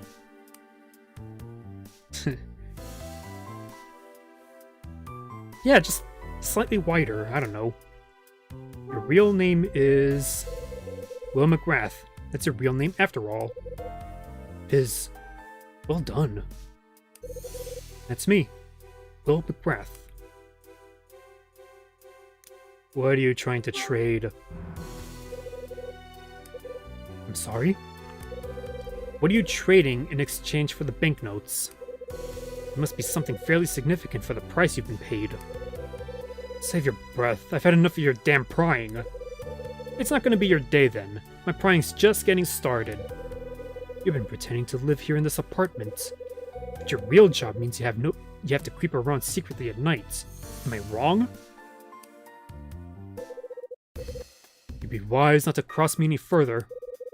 You started this conversation, remember? Maybe it's going to take a bullet to shut you up after all. Yeah, I'll take a rain check on that. Besides, I doubt you've got the balls to shoot me right here in this place. That's what you think, is it? Think about it. If you shoot me here, how long is it going to take the other residents to come running? And I'm sure you aren't looking for any more publicity. Brave words for someone in your position. So anyway, now I've blown your cover, Mr. McGrath. What to do about it? Lucky for you, I'm not going to rat you out to the police. If you must know, I only snuck in here to find out something I've been investigating. In the hope of unveiling the truth. You can clearly tell this isn't Kyle's first time being, held at gunpoint. He's taking it like a champ. And I think you can shed some light on it. I see. Well, Mr. Hyde, would you care to share it with me? What exactly are you looking for? What do you mean by truth? That's easy. I want to know about 25 years ago. Once I found out you were Will McGrath, I realized that you were connected to the murder that happened 13 years ago. Me? Connected to the murder? And how do you figure that? Damn. Because you're the victim's son. I'm afraid not. The victim of the murder 13 years ago, Kathy McGrath, was the manager's wife. McGrath's a common enough name. Just because we shared it doesn't mean I'm related. You seem to enjoy jumping to conclusions. It's not the wrong answer, though. There's no jumping here. It's all based on evidence I have. If that's the case, please show me.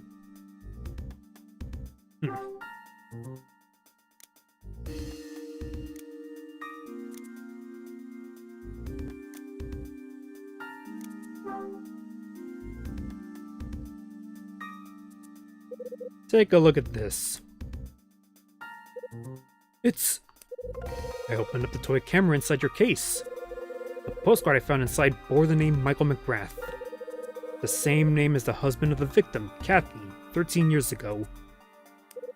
He was the manager of the hotel at the time. Why have you been hiding it? How'd you show me this? I suppose there's no sense in denying it. You're right, Mr. Hyde.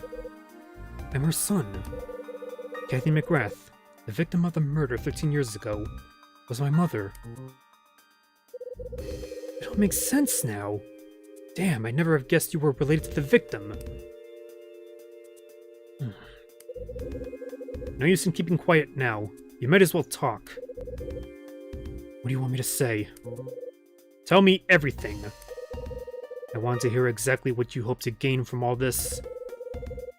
I have absolutely no idea what you're saying. I live here under a false name, I'll grant you that. I'm a guy who does a job I'd rather the other tenants didn't know about. The same guy whose mother was murdered in the past.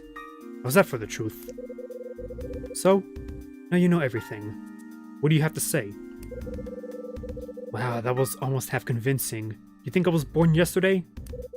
There's no way in hell you've told me everything. Oh? Last chance. Spill it. What have you been doing in this building? What were you trying to gain by using me? Time for you to cut the bull and tell me the truth. Why are you living here in this building? What are you up to? Nothing. I'm just a tenant. I'm living here just like you are. You expect me to believe that? This place has memories for you. Right? Shoot. Memories? Sure, memories of your folks still dwell here in this place, don't they? You're living here to try and savor those memories. Will you listen to yourself? You think I want to hang around in this building where my mother was killed? Are you saying you don't? Time for you to cut the bull and tell me the truth. Okay, we'll just circle around, huh? Oops. You really don't give up, do you? There's no reasoning behind anything you're saying. You're just wasting your breath trying to deny it.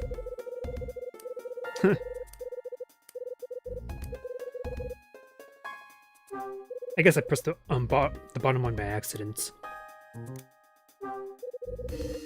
You're looking for the culprits. The what? The case surrounding your mother's murder was never solved. So you're here trying to find out who the culprit is. Maybe I am. What of it? Some of what you're saying is close to the truth, but you're not quite on the money. Mr. McGrath, do not get cryptic with me. I'm not searching for my mother's murderer. I decided to live here after I found out who did it. Ooh. Mr. Hyde. You and I have shared very similar experiences. Truth. Both of us have had a parent murdered. Your father was killed 25 years ago, and my mother 13 years ago. Both cases remain unsolved. What are you getting at? However, though our pasts are distinctly similar, we have adopted different approaches. You were once a detective, yet you chose not to look into your father's case. You're even living in a place that may still be able to shed light on things, but do nothing. You're not even trying to find out the truth. And that's the reason I'm so angered by you. And the reason I chose to point you in the right direction. Yeah. Are you for real? So the order sheet was your doing. That would be telling. Come on, you told me this much. No sense in stopping here. Which direction were you trying to point me in? That's simple. And what do you mean? And what did you mean with what you said just now? You said we had distinctly different approaches to our respective pasts. Tell me what you mean by that. It's all about something that I possess, but you don't. A burning desire to get even with the person who was responsible. I'll not rest until the person responsible for my mother's death has been made to pay. And since the justice system has failed in its attempt, I must get revenge. Damn. Phase 2. I bet he's talking about Mags.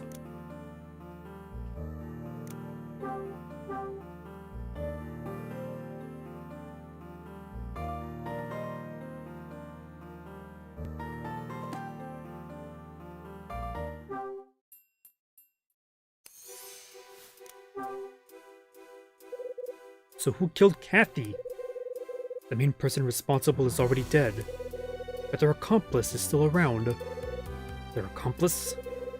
Are you referring to... Are you referring to Mrs. Patras? Right first time.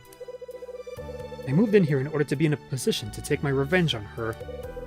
I originally intended to crush her throat with my bare hands. Oh, oh, oh. But then something happened and got in the way of my plan. But he's got a lot of red in ledger, if you know what I mean. What kind of revenge? What kind of revenge are you planning? Wouldn't you like to know? Pitiful. Just pitiful. No, Mr. Hyde. That hurts. So you were just gonna use me to get your revenge, and I'd be none the wiser? I mean, you knew what I did on the side, so you sent me the order sheet, right? I found all the evidence I need to pin it on you in this very room. And what evidence might that be?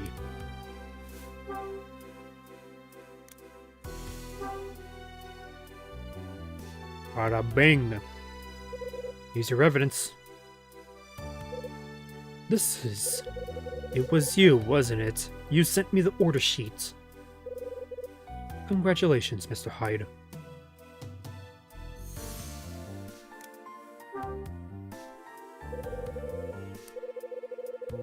I want her to own up to her crimes and show me how repentant she is. Then do it yourself. Don't involve me in your dirty work. You still don't get it, do you? It's much more fun to have somebody else do it. You're a sick man. Sparing your moral posturing, you took the order willingly. No doubt you've been having the time of your life rubbing around the building, reliving your glory days.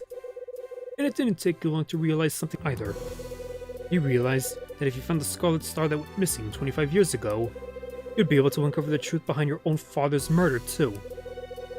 And how the hell did you know about that? What interest could you possibly have in my dad's murder? Heard about it. The incident from 25 years ago. Somebody working in the hotel at the time told me. Who told you? Are you referring to...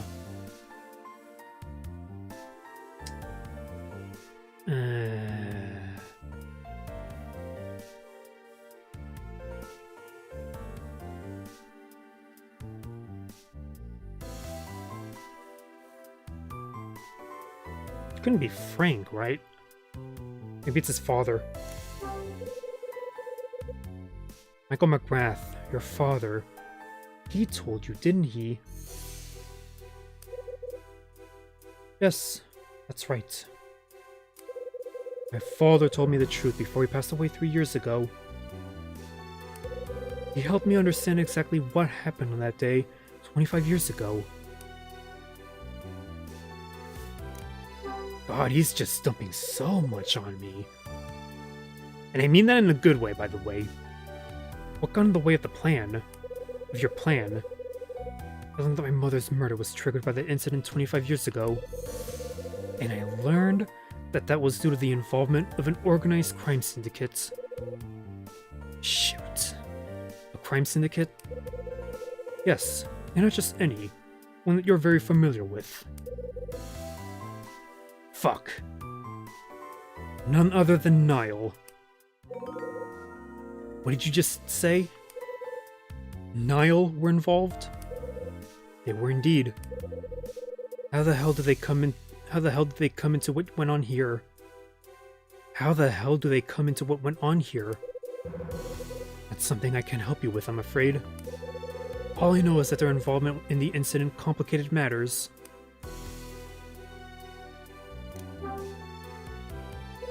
What happened 25 years ago?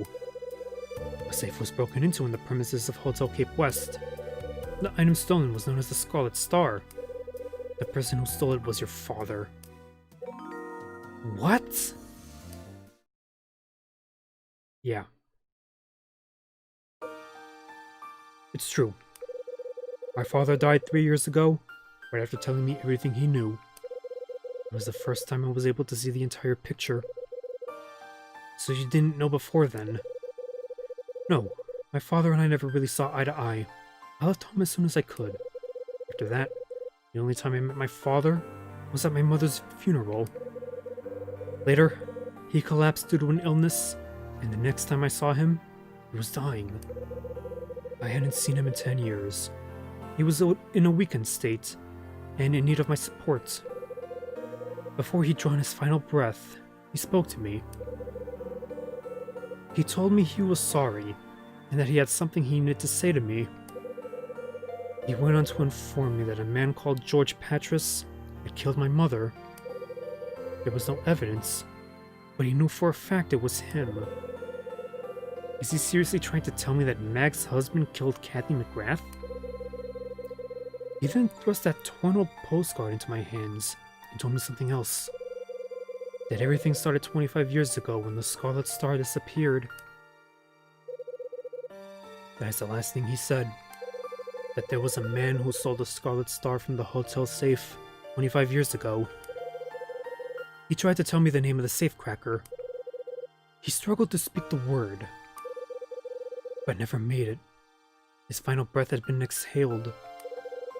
He died a wretched and lonely old man. It was the way he wanted to go. What happened then? After spending the time to look after my dying father, I had a sudden change of heart.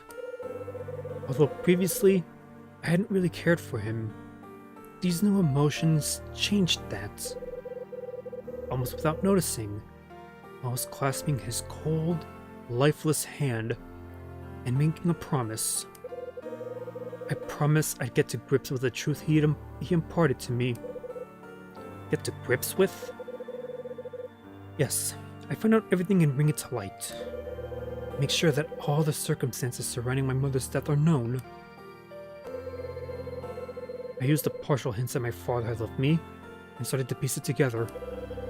I researched the building, the key players, and I learned that George Patras was already dead, but that didn't deter me.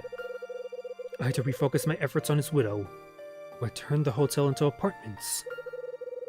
Once I had uncovered that information, things got really interesting. I learned that the son of the person who cracked the safe 25 years ago lived there too. But how did you make the connection? How did you know that the person who cracked the safe was my dad? Do you really want to know? Well, here goes. The reason I knew that was that he was in the same business as I am. I have my own very thorough means of finding out things like that. And that's what you use to determine Niall's involvement too, right? Precisely. It also proved useful when it helped me learn about the jobs you did behind the scenes. My methods were infallible. Chris Hyde's son lived in this very building, oblivious to the events of the past. It was priceless. It made me think. I had to find a way to make you start looking into things. And that's when you decided to send the order sheet. Right again. But it seems I underestimated you. Before you unearthed the truth behind Mrs. Patras and the Scarlet Star, you discovered the truth behind me. Didn't you think it was bound to happen? What will you do now? It may sound a little boring, but nothing. You found me out so easily, after all. If I attempt to delve any further, I fully expect Niall will to come knocking on my door. Niall? Yes, they've clearly left their mark on this building. If I even so much as try to uncover the facts behind their operation, I'm a dead man. Please don't misunderstand, Mr. Hyde. I'd like nothing more than to make them pay. But I realize the consequences, and I think it's time for me to release my grip. And you can live with that, can you? Certainly. As long as I'm alive, there's always a chance I can know the truth someday. That's the promise I made to my father. But for the time being, I value my life above all else. I see. The real question is, what are you going to do now? We're kind of kindred spirits, aren't we? What does kindred spirits mean? As long as that order remains valid, I'll do what I always do and track the item down. An answer that does you credit. It's my job, after all. And the reward that waits for me at the end is more than enough to keep me going. As it should be. In any case, take this. Strange time to be giving gifts, wouldn't you say? I take the torn postcard. One more thing I forgot to mention. When my father thrust this into my hands, he told me that this was a vital clue to discovering the Scarlet Star. And that, Mr. Hyde, is all I can tell you. Will leaves the room.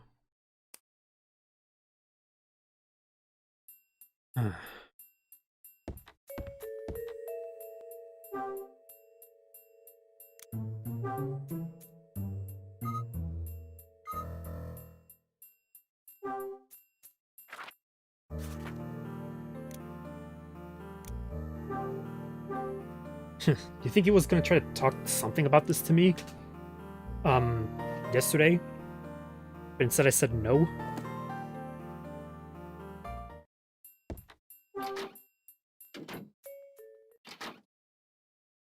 Huh? Is everything okay, Mr. Hyde? Yeah, just peachy. I was worried for a moment. You took the words right out of my mouth, kid. Did you manage to get away okay? Yes, just about. He came back while I was keeping watch. I didn't want him to see me, so I quickly made my way back to my room. Sorry. Don't worry, it was quick thinking. Besides, it's not like I could have hidden in his room. I guess you're right. I found out some useful information, though. You know the murder victim from 13 years ago? Turns out Will's her son. He is? He's not planning on coming back here anytime soon, either. It's probably best if you just forget all about him. He's not the kind of guy you should be associating with in any case. I see. Thanks for the advice. I'll steer well clear of him. Charles moves away. Yeah. I mean, God forbid, how well can he handle being in a situation where he's got a gun pressed to his back? I finally discovered who sent me that order sheet. It was Will White. I never have guessed he would have been behind it. All I can think about is finding the truth behind what happened 25 years ago. I think I know what I need to do. I think it's time I gathered my thoughts about all that's happened. Long overdue, actually. And there are a lot of thoughts to get through. December 25th. Tony came to my room, and he gave me Rex's notebook. Written inside was a reference to Condor and a man called Jack Green. It said they had both disappeared in 1967. Rachel kindly looked into the name Jack Green and found out that he was a reporter. Right. Jack Green worked as a reporter for a publication called Los Angeles Beat. Rachel discovered that he had unearthed certain truths about Condor and had been murdered before he could unveil it all publicly. After returning Sydney's record to him, we had a chat. This led me to want to talk to Mags regarding her late husband. Her husband, who was killed 13 years ago, went by the name of... Right. Mags's husband's name was George Patras. He was the proprietor of several successful eateries around town. Mags went on to explain that he was killed during a robbery that took place 13 years ago. Once Mags and I had concluded our business, Rachel contacted my pager. I got her on the phone, and looked into the photos from the album on the 4th floor.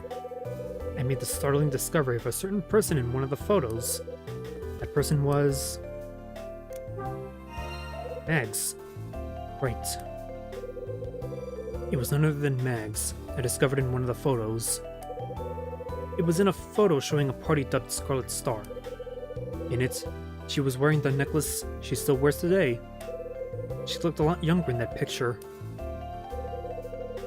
From a photo and the 8mm film that Charles showed me, we noticed that Will White from Room 306 appeared in both. Charles agreed to help me when I decided to go and get a closer look at his room. Thanks to the contents of the safety deposit box and the postcard inside the camera, I was able to discern a certain truth about Will. What was it I found out? Everything's just clicking for me this time. Right. I found out that his real name was Will McGrath. Turns out he's the son of the late manager of Hotel Cape West, Michael McGrath. The postcard and passport I uncovered inside his room proved it. After Will returned to his room, I put him on the spot to get some straight answers. Like a badass too, Will was the one with the gun. He confessed to having been the one behind the mysterious order sheet I received. He went on to explain that the reason he sent it to me was because...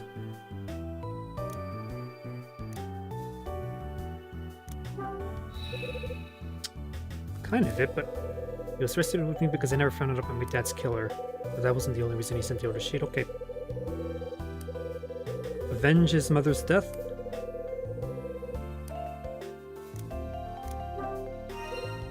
Right.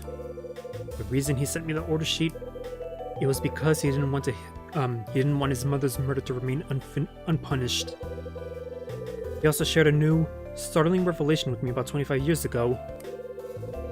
Jacoby Obi, what's up, man? God, you missed out on a lot. You could always watch it back though if you want. I'd recommend watching it back once I'm inside this one room and talking to this this guy called Will White. The person who snuck into Hotel Cape West with the intention of cracking the safe and stealing the Scarlet Star was my dad. I could only stare dumbly at Will when he told me. God, this was a hell of a chapter. The truth that Will shared with me didn't reveal everything, but at least another of this building's mysteries has come to light. Why am I so keen on uncovering the truth behind what took place here 25 years ago? Thanks to him, I now have an outline that puts things into better perspective. Now I know for certain, if I search for the Scarlet Star, I will also find out the truth behind my dad's murder. In addition to those, I've also begun to consider something. Okay, I'll do that. Also, I really enjoyed your Toy Story 2 review. Hell yeah, man! Don't forget to leave a like, man. If you haven't already. Also, did you, also subscribe, by the way? That there's even more to this whole mystery than meets the eye. I have to uncover it all. I'll have to look back later, man. I just uploaded it, and shortly after that, I had a quick lunch, prepared the thumbnail for this live stream, and decided to live stream. So I'll have to look back and see how it's doing so far. I imagine it's like at, I don't know, 5 views, maybe. Right now my second channel is pretty small, so I imagine the views reflect to that. That being said, for whatever reason, my Need for Madness 1 and 2 review is, oh my god, it's eclipsing everything else that I do on that channel. Almost like Need for Madness on my main channel for whatever reason. I don't know why. What is it with that game that does well for me? Need for Madness it's a cult classic. It's a damn good game. You could play it free on it's a browser game. You could literally download it for free and install it on your computer and play it. It's fun too. Also, that moment where you showed Lucario when you brought up furries. Hell yeah, man. One of my 3 gateway furries. Those 3 in the picture. Although when I think about it, Renamon was first from Digimon Tamers. That's one reason why I have such a fondness for Digimon Tamers. It's not only the darkest of the Digimon seasons, but it had her. And then Crystal, I mean, Star Fox Command was my first Star Fox game. So technically, I should be used to her command look, but I'll be honest, Adventures in Assault, that's, she looks a lot better in those games. And then Lucario, well, the 8th Pokemon movie and Super Smash Bros. Brawl, including Lucario, I mean, I literally couldn't get enough of him when Brawl came and I was playing the game. So yeah, that's my connection to those 3. And there's more, but it's usually those 3. Gateway furries. Is that even a term? Ah, man. I might dream of this chapter. And there's 2 chapters left too, and I know there's a lot left of the story because I've actually played and beaten this game before, as you could tell from those save files. Ah, man. Yeah, though for a licensed game, it looked pretty high quality if you don't look at the Game Boy Color version. Oh god, no. I gotta look into that one though, cause the footage that I showed was from an intentional Game Over. But it looked bad. I mean, for starters, why was Rex attacking Buzz? That's a red flag right there. Okay. Red hat, huh? Just a cowboy hat or something? Well, as much as I would love to continue this, I gotta know my limits. If I play through this chapter, I'm gonna be hoarse as fuck. Plus, I imagine I could beat this game over the weekend. I could play it Friday, chapter 9 on Friday, take Saturday off, and then finish this game on Sunday. And then continue Xenoblade Chronicles a little more the next week, because I really need to beat that game soon. I'm kinda slowing down a little bit on that one for whatever reason. Your first game was Super Mario Bros. All-Stars. The Game Boy Color one? I think I remember playing that one. It had a... God, if I recall correctly, one of my school friends had that game. It's basically an NES port, but it has a little more to it. I think you can race a Boo, and it also has like a 5-card minigame thing where you get bonus lives if you choose the right color. If you choose the right card, like Bowser will bankrupt you, Princess Peach will give you the most lives, something like that. Oh god, I can feel my jaw cramping up actually. I'm talking too much. Stretch. I gotta stretch my jaw. I don't have a good jaw. It slacks and it's a little to the right because of my my occlusion of teeth. Yeah, that's the one I'm thinking. Mario Bros. Deluxe. All-Stars is the oh, it's the packaged one. It also comes with Super Mario Bros. Lost Levels, right? The one that makes the original Super Mario Bros. Look like a ROM hack. Or, you know what I mean, right? I